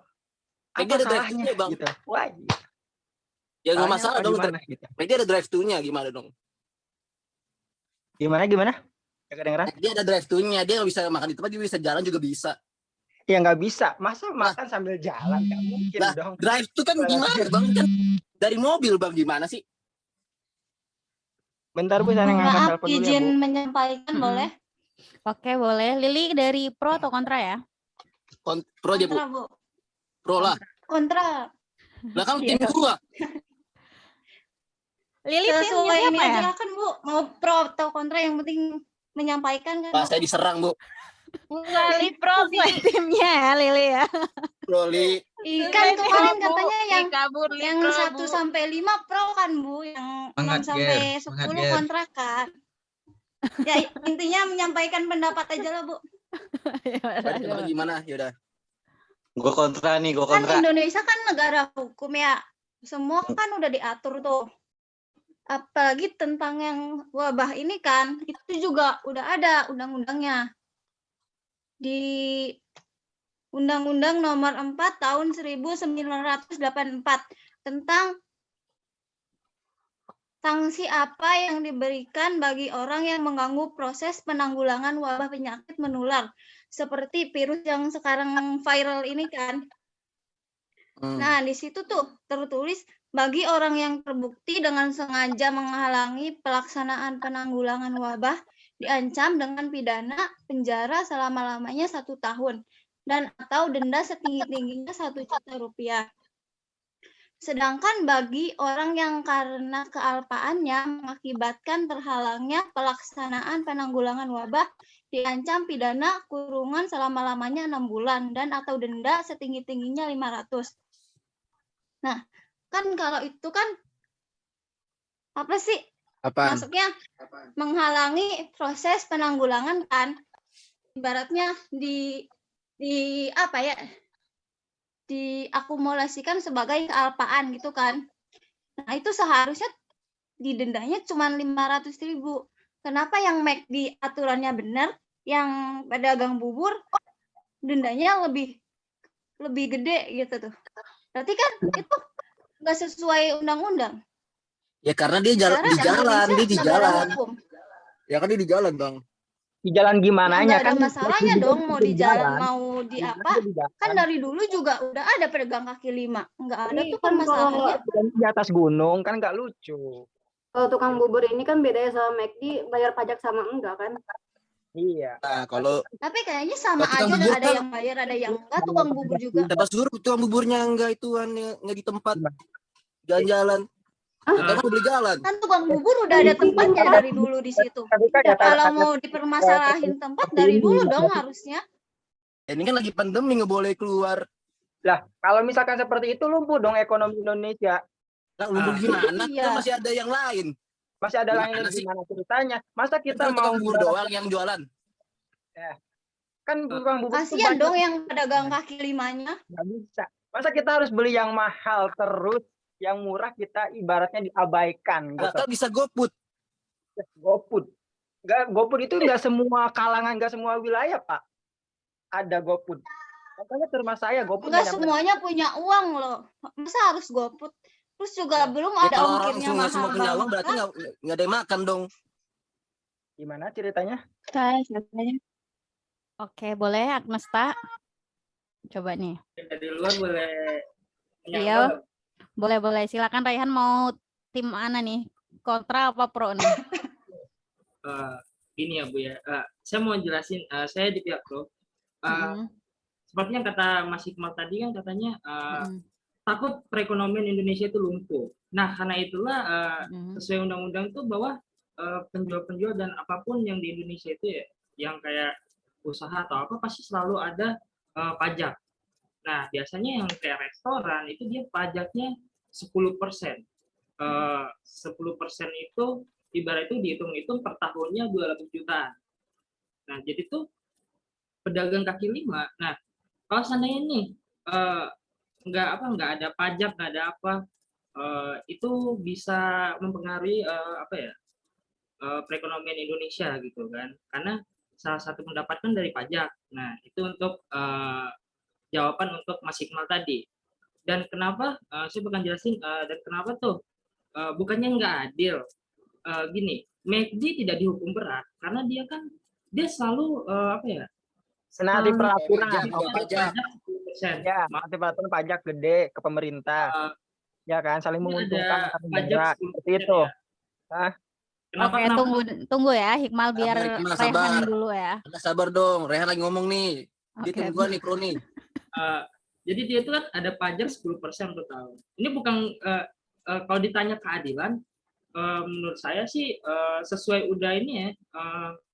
Kalau McD itu nggak kena hukuman denda atau apa, dia nggak apa-apa karena dia udah ada pajak sebelumnya dibayarnya. Pajaknya gede loh, 10% setiap transaksi, ada transaksi. Rata-ratanya itu per tahun itu 200 jutaan. Banyak loh 200 jutaan. Nah, sedangkan pedagang kaki 5 itu pedagang pinggiran dia udah diingatkan bahwa udah ada larangan sebelumnya. Iya, larangan pandemi. Nggak boleh keluar. Kenapa dia keluar? Udah dikasih tahu, tapi atau keluar malam-malam aja kan? Yang bisa enak. Ya mulut. Nah, masih ada yang melanggar. Tujuannya terjadinya ada dibikinnya tuh hukuman seperti itu supaya dia terjadinya seperti efek jerak. Biar tuh sebagai contoh, yang lain itu biar tertib sesuai peraturan. Kalau nggak sesuai peraturan, bakalan banyak nih yang bakal menyeleneh, bakalan dia bakalan terus jualan. Maksudnya jualan tetap Melanggar. ada aturan. Nah, peraturannya kan dilarang untuk makan di tempat, tapi masih ngeyel ada tetap oknum yang seperti itu. Dan ketika mereka dihukum, mereka merasa mereka selalu paling tersakiti, paling terberati. Padahal sebelumnya sudah diberitahu gitu kan. Nah, baik, terima kasih, itu argumen saya. Oke, Bu, terima boleh kasih. saya menambahkan, Bu? Iya, dari Yazid, Pro atau kontra Jadi nih? pro saya, Bu. Jadi gini, sebenarnya topik ini tuh hanya media itu mencoba membesar-besarkan isu ini gitu. Jadi pada kenyataannya itu adalah gini, ada Satgas Covid kan. Satgas Covid itu bertugas di bawah peraturan daerah. Nah, peraturan daerah, setiap daerahnya berarti kan berbeda-beda. Nah, jadi lokasi tukang bubur ini dan McD ini tuh berbeda gitu. Jadi berbeda daerah. Jadi peraturannya tuh berbeda. Nah, kebetulan di lokasi McD ini peraturan daerahnya itu, saya lupa lokasi McD ini itu di mana, tapi dia itu Satgas Covid-nya ini mengacu ke undang-undang yang tadi disebutkan oleh Lili itu. Benar, itu dia pakai itu mutlak gitu. Jadi paling tingginya 1 juta, ya serendah-rendahnya itu 500.000 kan. Ya, jadi McD itu dapat segitu. Nah, sedangkan di tukang bubur ini, karena tukang bubur ini kalau nggak salah di Bogor atau di mana gitu. Nah, COVID itu waktu itu sedang tinggi-tingginya gitu, sedang tinggi-tingginya di waktu kasus ya sebelum Omikron inilah, berarti dia masih gede-gedenya. Nah, itu jadi Pemda itu mengeluarkan perda kalau sanksi tertinggi itu kalau misalkan ada pelanggaran itu PPKM itu kayak tukang bubur terus ada makan di tempat, itu paling tingginya itu emang 5 juta segitu. Jadi sebetulnya topik ini tuh sebenarnya hanya dibesarkan oleh media gitu. Jadi kalau ngelihat kenyataannya sih ya memang peraturannya itu yang berbeda. Jadi nggak bisa didebatkan bahwa kalau ini tuh nggak adil, ini tuh nggak adil. Nah, karena sudah ada peraturan itu daerahnya itu, jadi nggak bisa didebatkan bahwa kalau itu McD itu dapat apa ya namanya, keadilan yang bersyarat lah gitu, kayak kemudahan gitu. Sedangkan tukang bubur itu enggak sih sebenarnya, karena sebuah isu ini besar karena media itu mungkin nggak meriset sampai ke peraturan itu ya. Jadi dia tuh asal bikin berita jadi seperti ini gitu. Kalau maksudnya jadi kompor gitu ya. Nah, iya, makanya mana sih orang Indonesia, Bu. Goreng. Indonesia kan terlalu besar kayak gitu, Bu. Oke, saya izin setuju. Boleh. Boleh Hikmal. Gimana Hikmal? Oke. Dari pendapat tadi siapa tuh Kang Romi atau siapa ya mengenai tadi peraturan di daerah, setiap daerah. Ya memang setiap daerah itu mempunyai peraturan masing-masing ya kan, untuk mengefek jerak dan lain sebagainya lah ibaratnya. Tapi pada kenyataannya ya kan, pada kenyataannya semua yang melanggar itu kelas bawah semua. Contoh deh, masyarakat Indonesia itu berapa puluh juta di Indonesia ini, banyak banget, dan mayoritas pedagang ya kan. Pencarian uang atau pencarian mata uang ini adalah dagang. Di Indonesia itu banyaknya dagang, dari dulu juga kan dagang seperti itu. Dari segi macam apapun pedagang itu ya kan. Contoh deh kaki lima yang kayak gini, keliling-keliling seperti ini. Memang kayak ibaratnya selalu dibeda-bedakan dengan yang mempunyai perizinan. Karena Indonesia ini banyak banget peraturan, izin membangun, izin ini, izin itu, BPJS dan lain sebagainya, seperti itu. Banyak banget peraturan, jika melanggar didenda. Nah, si orang kalangan kelas bawah ini yang tidak mengetahui peraturan-peraturan yang memang ibaratnya itu, karena setiap peraturan pasti ada duit. Benar nggak sih? Satu peraturan pasti mengeluarkan uang. Nah, kita lihat lagi nih, kalau misalkan pendapatan si bubur ini ibaratnya cuma minim, gitu kan, dengan peraturan selangit, ya kan, dikalikan seperti itu. Tidak bisa. Kalau McD sendiri, oke, kita ibaratnya membesar-besarkan perkara ini. Memang judulnya kan debat, Kang. Bukan lagi kita membahas saling individu. Ya kalau debat ya ibaratnya kita harus membela dari satu sisi dengan sisi yang lain. Seperti itu kan, Bu. Nah, bukan kalau kita ibaratnya media membesar-besarkan dan lain sebagainya. Oke, media membesar-besarkan supaya Indonesia itu tahu, masyarakat Indonesia itu tahu. Gunanya media itu untuk apa sih? Gunanya berita itu untuk apa sih? Salah satu, kita nggak boleh menjudge media itu membesar-besarkan suatu konflik ataupun suatu berita. Tidak boleh, itu sama saja kayak meremehkan si pekerja di media. seperti itu. Mereka juga menimbulkan jurnal atau menimbulkan berita itu atas dasar ada undang-undangnya. Jika memang berita itu bohong atau tidak sesuai faktanya, nggak mungkin diterbitkan, apalagi sampai muncul di TV, ya kan? Seperti itu kan. Gitu. Nah, sekarang banyak banget ya kan, ibaratnya pedagang kecil itu kejar ngerazia semuanya, ada yang razia. Nah, ada satu kafe yang mempunyai izin sendiri ya, ibaratnya kita nggak usah bahas tentang McD banget ya kan Bu ya, boleh kan dari luar juga. Ada satu kafe ya kan, yang memang perizinannya udah ibaratnya di Bogor ya, di Bogor. Perizinan udah matang dan gini. Ya cuma disegel saja. Setelah itu 2 bulan kemudian dibuka lagi, sebulan kemudian dibuka lagi. Tapi untuk kalangan bawah ini langsung dia 5 juta atas dasar apa aja itu 5 juta itu, berapa pasal yang dilanggar. Cuman apa? Cuman pembelinya itu makan di tempat saja pada saat razia PPKM seperti itu 5 juta Ya atas udah berat. Dia udah tahu ya lagi melanggar di PPKM, kenapa harus keluar? Ya, gimana ceritanya kalau misalkan pedagang kaki 5 di dalam Ya kan, rumah cuma dagangnya. sehari doang, berapa hari doang, ya ampun. Oh, Oke, berapa? saya boleh Ya, dia bisa makan buburnya dong. Dengan Sekarang dia bisa ada makan buburnya sendiri kan. Sekarang ada berita nggak? Di Berarti Bogor kesusahan hari ini apaan? razia PPKM ada berita nggak? Oke. Enggak dong, saya enggak Saya setuju itu, enggak setuju kayak gitu, enggak setuju saya, Bu. Saya enggak setuju, Bu. Oke. Asli. Udah. Oke. Demi Allah saya enggak setuju, Bu. Boleh bersuara nggak nih? Kasih Boleh bersuara Oke, dulu. tunggu. Harap tenang dulu ya, Farhan ya. Tadi siapa yang mau berkomentar? Yazid, Bu, coba Yazid, dulu ya. Ya, coba Yazid gimana? Dari Imal. Jadi gini, Mal. Yang saya bahas kan tentang perdanya ya, gitu. Jadi perda itu tuh Iya. Nggak mesti bisa disamain gitu loh. Jadi kayak Benar. setiap daerah tuh punya masalahnya sendiri gitu. Nah, kalau di McD itu yang melanggar itu kemarin itu bukan di daerah yang level COVID-nya tuh tinggi gitu. Beda sama Bogor. Bogor kan tinggi. Gitu. Jadi udah tahu lagi peraturannya pandemi itu masih aja beda keluar. gitu. Biar menimbulkan lu mau kayak ini ya, itu dipukul-pukulin. juga berbeda gitu loh. Jadi kayak tadi palah lari ke media segala macam. Kalau kan Anda bilang gimana katanya gitu? membesar-besarkan suatu berita. Enggak gini. Emang kayak gitu, kenyataannya emang kayak gitu, Iqmal. Gini. Bentar dulu, Ger, gue ngomong deh. Gini. Maksud saya membesar-besarkan berita ini karena di dalam berita itu nggak terjelas bahwa ada peraturan seperti ini kenapa McD bisa melanggar jadi kena 500.000, sedangkan itu karena nggak ada peraturannya gitu. Jadi hanya sebatas bisa dibilang opini lah gitu, kayak kalau di tukang bubur ini kalau 5 juta, di McD ini cuma dapat 500.000. Nah, tapi tidak tercantum jelas bahwa alasan bahwa tukang bubur itu bisa kena 5 juta sedangkan McD itu 500. Jadi nggak ada. Jadi yang sebetulnya terjadi ya itu karena cuma panas-panasin doang. Itu mengatur daerahnya itu tergantung dengan tingkat masalahnya kan gitu.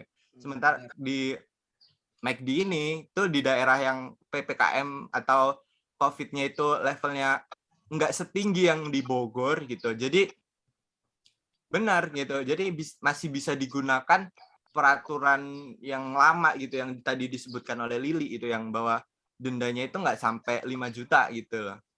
Sedangkan di Bogor, tujuan itu terlalu besar gitu loh untuk kalangan bawah. Gini dengerin dulu. Bentar, Tujuan dari dengerin dulu. Bupati Bogor itu Pak Birma Arya ini buat peraturan itu ngomong aja Sen. Dekat sampai bisa sampai 5 juta karena dia itu pengen rakyatnya itu jera gitu loh. Jadi buat gini, yang namanya peraturan dibuat itu bikin biar nggak dilanggar gitu. Sedangkan kalau melanggar itu ada hukumannya. Nah, hukumannya ini yang bikin jera. Jadi kayak ketika dia melanggar itu bisa langsung menimbulkan efek jera. Nah, dengan sanksi itu ya dengan 5 juta itu diharapkan bisa menimbulkan efek jera gitu loh. Gini. Jangan bilang nggak adil ya, semua itu adil udah. Nah, itu. Jadi kalau mau ngelihat permasalahan ini sebenarnya ngelihat dari peraturan yang ada dulu gitu, bukan asal nyebut aja nggak ada literasinya ini macam jadi bisa rendah gitu loh. Jadi menyelesaikan permasalahan ini mesti riset terlebih dahulu gitu, peraturan apa yang ada, seperti apa gitu, kenapa bisa disanksi seperti ini gitu loh. Nah, Jadi makanya bukan saya asal. setuju aja. Terus ketika saya menyebutkan bahwa media itu cuma jadi kompor gitu, jadi akhirnya medianya yang dibahas lari kemana-mana gitu, jadi nggak sesuai topik aja gitu. Itu Nah, aja sih. benar tuh. Boleh, Nah, saya boleh setuju tuh, Bu. Tapi boleh kan saya setuju, tambahin, Bu. boleh saya bukan tambahin. saya membawa yang lainnya ya, bukan membawa saya, tapi kan dari setiap sanggahan ataupun dari setiap pendapat itu akan ada kaitannya gitu kan. Tetap kita itu acuannya kepada yang topik yang kita bicarakan, tapi karena sudah menyinggung yang lain, ya ibaratnya siapa sih yang nggak mau disenggol, ya kan? Seperti itu sih ibaratnya, ya kan? Ya kalau Nah. misalkan seperti itu mah tergantung kepada pemikiran yang lain-lain gitu kan. Nah, Mungkin iya itu dengan makanya peraturan pentingnya baca berita dan riset itu di situ. Jadi kayak jangan asal baca cerita, asal Jadi baca ya, berita gitu terus langsung jangan dihubungkan dengan jangan yang enggak sampai gitu. Jadi mesti pahamin dulu apa peraturannya, yang ini Ya. segala macam gitu. Jadi Izin saya mengutip. Ngomong Sen, ngomong Sen. Silakan Sandy. Izin saya mengutip tadi Iqmal ngomong tentang orang itu nggak tahu kalau misalkan ternyata ada peraturan seperti itu. Berarti dari satu sisi orangnya aja udah kurang literasi. nah Terus itu. Nah, benar itu. peraturannya sendiri nggak baca, research aja enggak, terus nyalain hukum. Nggak bisa gitu dong. kena Ada tinggi udah dengan ada. Dia bilang nggak adil. jadinya. Ya itu adil lah, udah tahu ada hukumnya, masih aja bilang nggak adil. Kena opini Literasi publik juga jadinya dikit. ntar ya. Kalau nggak Dunia ini literasi terkejam, dulu, Bu. riset. Jadi biasakan dirimu. Dunia ini kejam. Gini. Nah, Indonesia kan negara hukum ya. Jadi sebagai warga negara ya mestinya harus tahu hukum-hukum yang ada gitu. Nah, benar itu. Jadi nggak bisa. Jangan asbun aja Anda. Sudah nih ya. Saya mau mengutipkan lagi yang dikatakan Hikmah lagi. Oke, Hikmah mengatakan kalau misalkan McD itu dia itu kenapa sih dia nggak pajaknya, bukan pajak tapi dendanya tuh nggak terlalu 12.000 doang, nggak gede, iya, gitu kan? nggak gede. Kenapa? Nih, sedangkan logikanya gini, lu membuka UMKM dan ngebuka suatu startup ataupun suatu perusahaan itu biayanya lebih mahal dibandingkan lu buka UMKM. Saya lah itu. Dan ini gue ngambil dari hal yang gue pelajari juga ya. Jadi biar valid juga, gue memvalidasi apa semua yang dikatakan oleh Raihan tadi. Karena gue ingin membangun sebuah startup juga di sana. Suatu saat nanti gue pengen bangun juga. Dan misalkan gue punya pekerja dan gue punya kantor di sana. Iya, gue otomatis bayarnya lebih mahal dibandingkan kayak orang yang membuka UMKM. Jauh lebih mahal dibandingkan UMKM biasa. Pajaknya aja itu bisa 10%, 20%. Belum lagi ngurusin kayak kesehatannya. Terus pengen ngebuka usaha-usaha yang kayak kita taruhlah misalkan di satu perusahaan ini gue beli franchise-nya dari McD, gue bayar untuk kesehatan para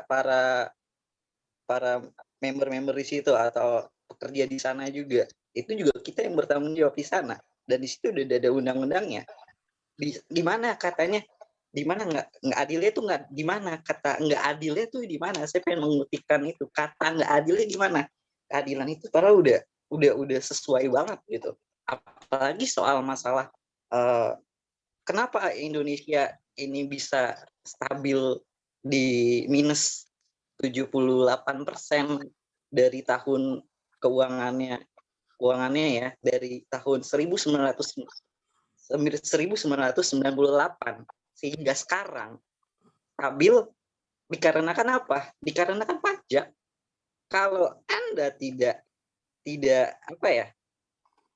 membayar pajak itu, dan kalau ekonominya Indonesia itu bisa hancur. Nggak ada perputaran di sana gitu. Jadi saya ingin mengutip di sana gitu. Kalau misalkan hal yang kalian katakan itu jadi bukan kalian sih, tapi Ikmal yang katakan. Karena saya mengutip keadilan itu di mana? Iya, udah jelas itu adil.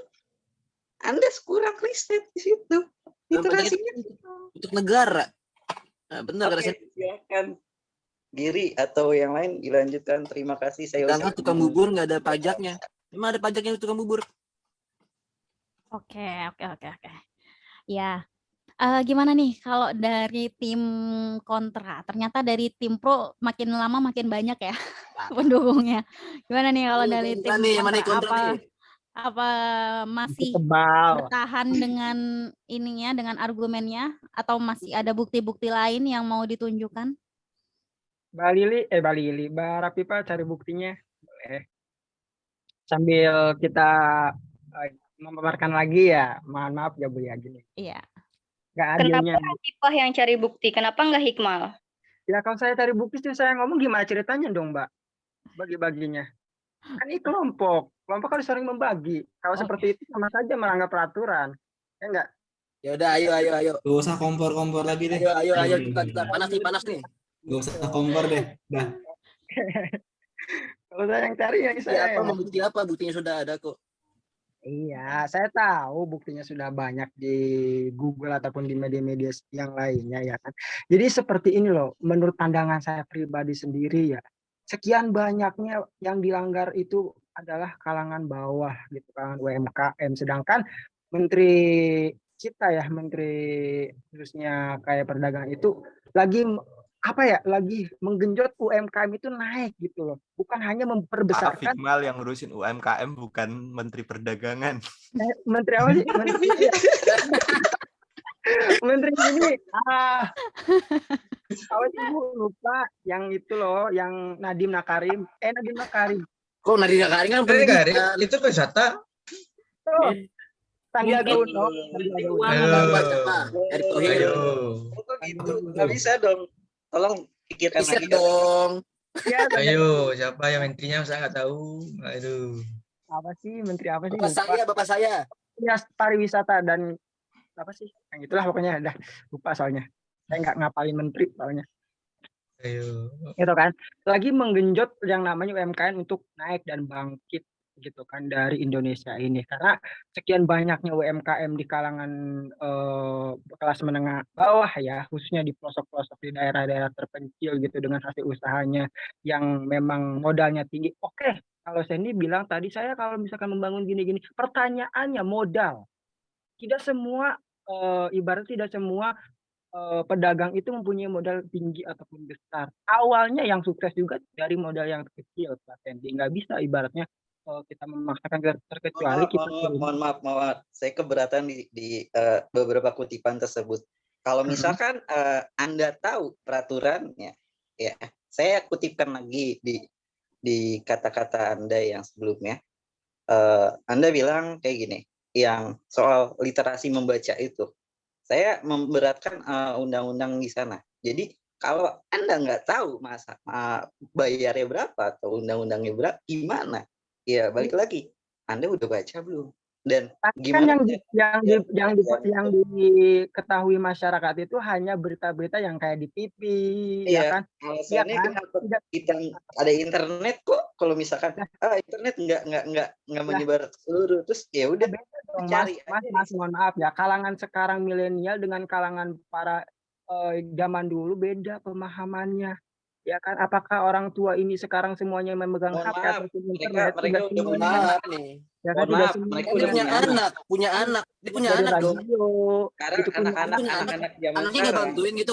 Untuk anak-anak Gen Z. Anaknya nggak bantuin dia untuk ngajarin apa? Sosok yang mempunyai pemikiran. Tunggu dulu ya. Bisa main HP bang. Satu pusing nih, mana ngomong nih. Tunggu satu-satu ya, Fran ya. Mama saya dong bisa main HP. Oke, tunggu. Gimana Hikmal? Nggak jelas. Hilang suaranya hilang. Halo, kenapa hilang? Hilang. Boleh diperjelas lagi? Oke, atau diam. Oke, jadi tidak semuanya ibaratnya ya mohon maaf ya, yang kayak di pelosok-pelosok seperti itu kan tidak mempunyai HP ya, apalagi bapak-bapak atau ibu-ibu yang lansia cuman ngandelin dagang ibaratnya di emperan yang kayak gitu untuk memenuhi hidupnya.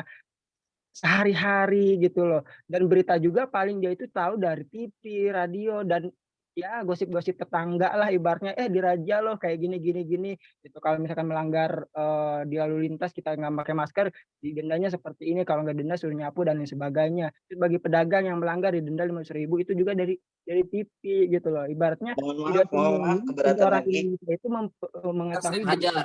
dari Oke. Saya izin. Oke, keberatan. tunggu. Jadi Jadi mohon mungkin maksud Himal di sini memang perbedaan ini ya. Bisa jadi dari perbedaan pendidikan kayak gitu ya. Kan kalau masyarakat yang menengah ke bawah, memang kan pendidikannya berbeda mungkin ya dari masyarakat yang menengah ke atas. Jadi kalau misalkan mereka gaptek masalah peraturan pemerintah, mungkin itu bisa dibilang ya wajar. Jadi gimana sih cara pemerintah buat menyetarakan semua itu? Maksudnya biar sampai ke pelosok-pelosok, misalnya bisa sampai peraturan itu bisa menyeluruh semua, kan itu harus adanya sosialisasi. Nah itu juga perlu dipertanyakan kayak gitu, friend. Kayak gitu ya, mungkin maksudnya di situ. Ya, jangankan denda-denda kayak gitu, vaksin aja dulu di pelosok harus disosialisasi, harus dibujuk gitu kan. Jangankan di pelosok, di kota aja banyak yang nggak mau divaksin, ibaratnya ya, bukan mengalihkan pembicaraan ya Pak, yang lainnya gitu ibaratnya. Padahal sudah ada berita peraturan divaksin seluruh masyarakat Indonesia, tapi masih banyak yang mau. Harus disogok sembako dulu, baru mau vaksin. Ya kan ibu-ibu atau nenek-nenek yang lansia, harus dikasih minyak dulu, baru mau divaksin. Kayak gitu kan, ibaratnya seperti itu. Jadi tidak semuanya kalangan menengah bawah itu mengetahui berita-berita terupdate seperti kita. Seperti itu, kita harus bisa memaklumi kalangan menengah bawah, sama yang magister S3 yang kerja-kerja di kata-kata Anda itu ibaratnya berarti perbedaan pendidikan dan sosialisasi gitu. Oke. Cukup ya Hikmal. Nah coba Sandy gimana? Jadi yang saya ingin katakan, kalau misalkan untuk menengah ke bawah atau sebaliknya, ini saya ingin mengutip dari kurangnya literasi di Indonesia. Menurut data yang ada, ya Indonesia bisa dibilang terendah di dunia. Orang nggak mau tahu atau soal yang tadi tentang kayak disuntik vaksin. Oh, banyak banget hoaxnya. Nanti kata tetangga orang lain, kayak misalkan kayak suatu contoh ya Bu. Misalnya kayak gini. Suatu contoh, kamu disuntik nanti jadi antek-anteknya Bill Gates gitu. Antek-anteknya Bill Gates. Terus ada yang bilang lagi, kamu nanti disuntik nanti ini. Nah, balik lagi, orang Indonesia itu kurang literasi dan kurang tahu, kurang kayak rasa keponya dia tuh sampai mana gitu. Kurangnya dia kayak misalnya dia rasa penasaran diri sendiri aja, kayak awareness pada diri sendiri atau lingkungan sendiri aja nggak ada. Harus orang aja nggak ada. Nah, balik lagi, saya mengutipkan masalah pada literasi ini ya. Literasinya aja kurang, terus Anda mau menyalahkan keadaan, kondisi, nggak bisa. Orangnya aja mindsetnya udah salah, mau diapain lagi? Ya ibaratnya kan, Sen, ibaratnya kan. Ibaratnya ini kan kita ngomong sesuai fakta. Sesuai fakta, ibarat udah fakta. Ibaratnya ya. Gimana sih Bang? Jadi gue udah ngomong sesuai dengan yang ada gitu. Bang, bentar Bang. Boleh Ibrahim. Gimana Ibrahim? Enggak, itu ribut semua nih, enggak tahu yang didengar. Malah satu ngomong. Bu Lili mau menyampaikan, Bu. Oh iya, boleh. Silakan Lili. Pak Lili mau jadi pro apa jadi kontra? Lili ini adalah cuman menyampaikan gimana? aja. Iya, gimana Lili? Kamu harusnya bela timnya Lili. Iya, harus bela timnya lu. Awas aja lu, Lili. Sesuai hati nurani aja lah, Bu. Ya berarti pro, ya berarti kontra. Ya, kata Yazid kan, ini kan topik yang dibahas meng-highlight tentang dendanya kan, yang jauh signifikan, berbeda banget kan. Bukan sih, tadi bukan Yazid, dendanya sih, tapi di balik denda itu gimana gitu, dari peraturannya itu gimana, bukan bukan nge-highlight dendanya itu, bukan gitu. Jadi kayak kan intinya yang dipiralin dendanya kan yang beda berbeda iya, banget. makanya kalau mau debat kan harusnya tuh riset gitu loh. Jadi kayak kalau misalkan yang di-highlight itu tapi ada di belakangnya itu, intinya di belakangnya ya berarti yang harus ditongolin, yang harus didebatin yang itunya dong gitu. Jadi bukan Ya, ini cuma nge-highlight. menyampaikan aja. Ya, oke. Sepengetahuan saya gitu kan. Kan tadi katanya apa sih tentang peraturan daerah kan. Nah, itu kejadiannya tuh si tukang bubur tuh di daerah Sukabumi dan yang McD itu di daerah Bandung. Kan itu sama-sama provinsi Jawa Barat. Berarti kan peraturan daerahnya sama kan? Beda kota, beda kabupaten tuh beda daerah itu. Beda daerah. Beda Kalau aturan. provinsi maksudnya peraturan provinsi beda lagi itu. Peraturan daerah tuh ada peraturan provinsi. Agak Kalau mengeluh. Pemda itu peraturan Oke. daerah. Oke, cukup, Ren. Beda. Artinya beda, daerahnya beda. Peraturannya. Aturannya beda. Sama gitu terus Juga Moderator tolong ditengahkan. kotanya itu memang berbeda tapi atas dasar di provinsinya itu udah ditetapkan gitu dari semua. Moderator tolong ditengahkan, Sesuai moderator. dengan Makanya kan Oke, udah ya. ini memang beda. Udah ya, friend. Oke, sudah ya. Gimana Ya, sih? jadi gimana Lili, gimana Lili? Sama. Iya, harap tenang dulu ya, tenang dulu. Gimana Lili? Lah nggak jadi. Silakan moderator. Kalah. So. Oke. Diambil kesimpulannya waktu juga. Oke, ya udah ya, friend ya. Jadi karena emang waktunya juga udah habis nih ya. Kalau kita lihat dari sisi pro dan sisi kontra, bisa kita lihat kalau mungkin dari pro-nya mungkin sudah terlihat mungkin dari peraturan yang ada ya. Peraturan yang ada itu kalau dari McD itu mereka sudah mengikuti pajak ya, udah membayar pajak dan itu sudah sesuai dengan aturan. Nah, tapi kalau kita lihat dari segi kontranya tuh ya, dari segi kontra ternyata masih banyak masyarakat apalagi untuk yang menengah ke bawah yang masih belum melek literasi ya, belum melek bacaan dan mereka masih belum tahu aturan yang ada. Nah, itu masalahnya kayak gitu ya.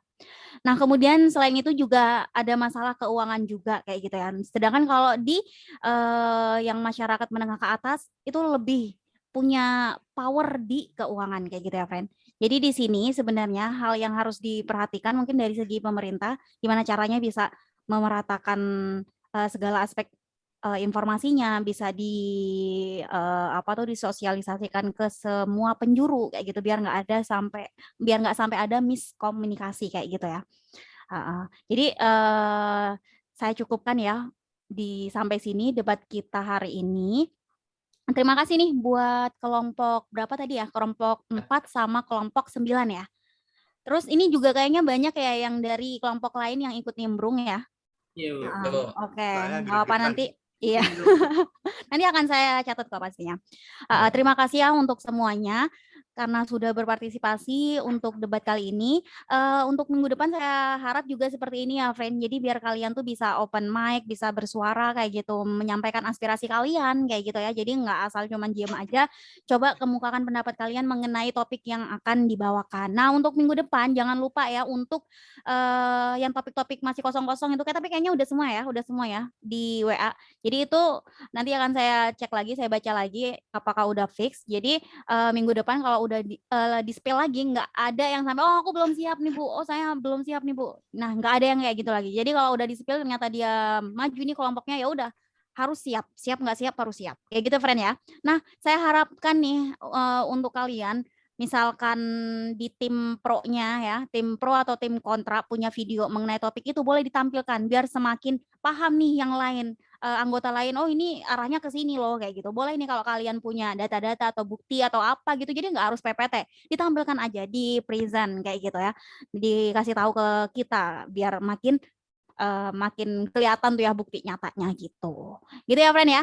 Oke, kalau gitu untuk debatnya kita cukupkan. Sekarang kita absen dulu ya seperti biasa nih. Kalau nggak absen dulu nanti kalian skip ntar ya, taruh pen. Saya cari dulu absennya.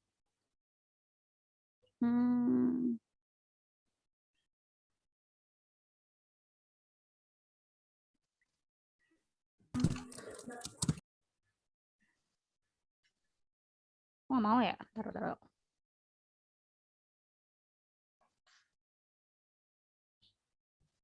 Oke, ini apa dulu nih? IF dulu nih. Yuk, IF dulu. Dari IF ya. Ya, Bu. Ahmad Farid. Hadir, Bu. Oke. Nathan. Hadir. Oke. Dava. Hadir, Bu. Oke. Ziaski. Hadir, Bu. Oke. Doni nggak ada ya. Fernanda. Hadir, Bu. Oke. Gary ada. Heidi ada ya tadi, Heidi. Ibrahim ada. Ilham. Hadir, Ilham Bu. ada ya. Hairi. Hadir, Bu. Oke. Lili ada. Kemudian Muhammad Rifki Firdaus ada nggak? Firdaus. Nggak ada. Oke. Rahmat Putra. Rahmat Putra kemana ya kok sering nggak masuk sekarang? Nggak ada ya? Kemarin dia lagi ujian, Bu. Tadi yang izin siapa ya? Taruh. Saya cek lagi. Tadi kayaknya ada yang izin deh. Siapa nih yang izin tadi? Iqbal ya? Oh, TI. Oke. Terus siapa nih? Sandy ada ya tadi. Bu, Romi nggak disebut. Oh iya, Romi. Sorry, Romi. Ada Romi. Terus Sandy ada. Saat ada. Ada nggak nih Saat? Nggak ada ya. Terus Syahrul ada ya tadi. Ada yang belum disebut nggak? Udah. Oh ini Yazid ada tadi ya. Hadir. Oke. William juga hadir tuh, Bu. Siapa? William. Oh William ada. Ada. Bu, anak IF, Bu. Ada yang sakit, Bu. Siapa? Abdurrahman Johari, Bu. Abdurrahman. Ini udah lama banget ya Abdurrahman. Kemarin-kemarin juga nggak masuk. Kemarin masuk, Bu. Dia kan presentasi, Bu. Kemarin presentasi satu kelompok sama saya, Bu. Oh ini kok nggak masuk ya di sini. Kemarin nggak disebut. Sekarang habis divaksin, Bu. Itu akibat vaksin tuh, Bu. Terus sebelum-sebelumnya masuk nggak ya? Masuk, Bu. Masuk. Masuk terus berarti ya? Masuk, ini Bu. kok Tapi Ibu kosong ya? jarang absen dia, Bu. Oh kenapa nggak ngomong? Kalau ini kan saya selalu bilang siapa yang belum disebut gitu. Oh, gitu. Ya Ada wes lah, lagi Bu. nggak nih yang belum disebut? Udah ya? Oke, kalau udah kita beralih ke prodi lain. SI. SI ya, friend ya. Yo, SI yo.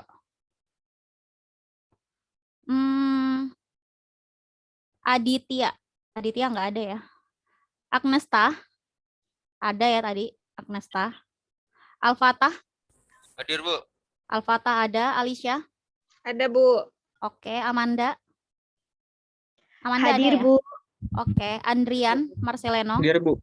Ada. Aulia. Hadir, Bu. Oke, Kristal. Hadir, Bu. Oke. Delia. Hadir, Bu. Oke, Fanya. Fanya Ayu Putri. Hadir, Bu. Hadir ya. Oke. Jalu. Hadir, Bu. Oke. Maulana Yusuf. Hadir, Bu. Oke. Hikmal ada ya, Hikmal.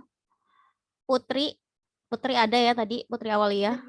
Syahla juga ada ya. Hadir, Bu. Wahyudi Hafid ada nggak ya? Hadir, Bu. Oke. Widuri.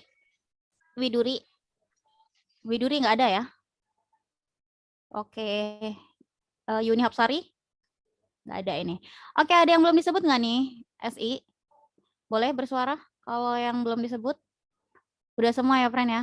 Oke, kita beralih ke TI. Yo, TI yuk. Widuri ada, Bu. Oh, Widuri ada. Sebentar. Bu Widuri hadir. Oke, Widuri. Iya. Udah saya absen.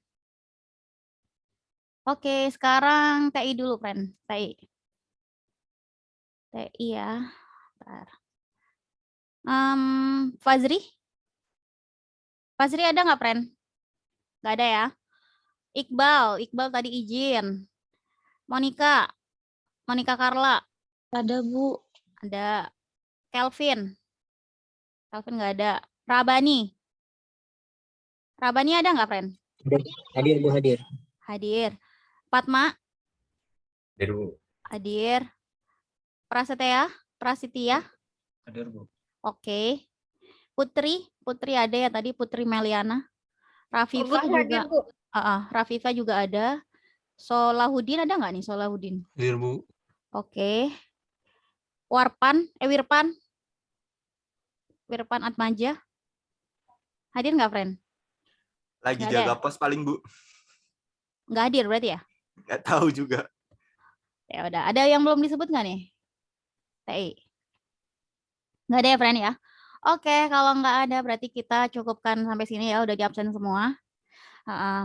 Kurang lebihnya saya mohon maaf ya, friend. Kalau ada salah kata-kata, salah tulisan, saya mohon maaf yang sebesar-besarnya. Saya pamit undur diri dulu. Sekian, assalamualaikum warahmatullahi wabarakatuh. Selamat siang ya. Selamat pagi deh. Selamat melanjutkan aktivitas. Terima kasih, Bu. Sama-sama. Terima kasih. Sampai jumpa. Sampai puasa.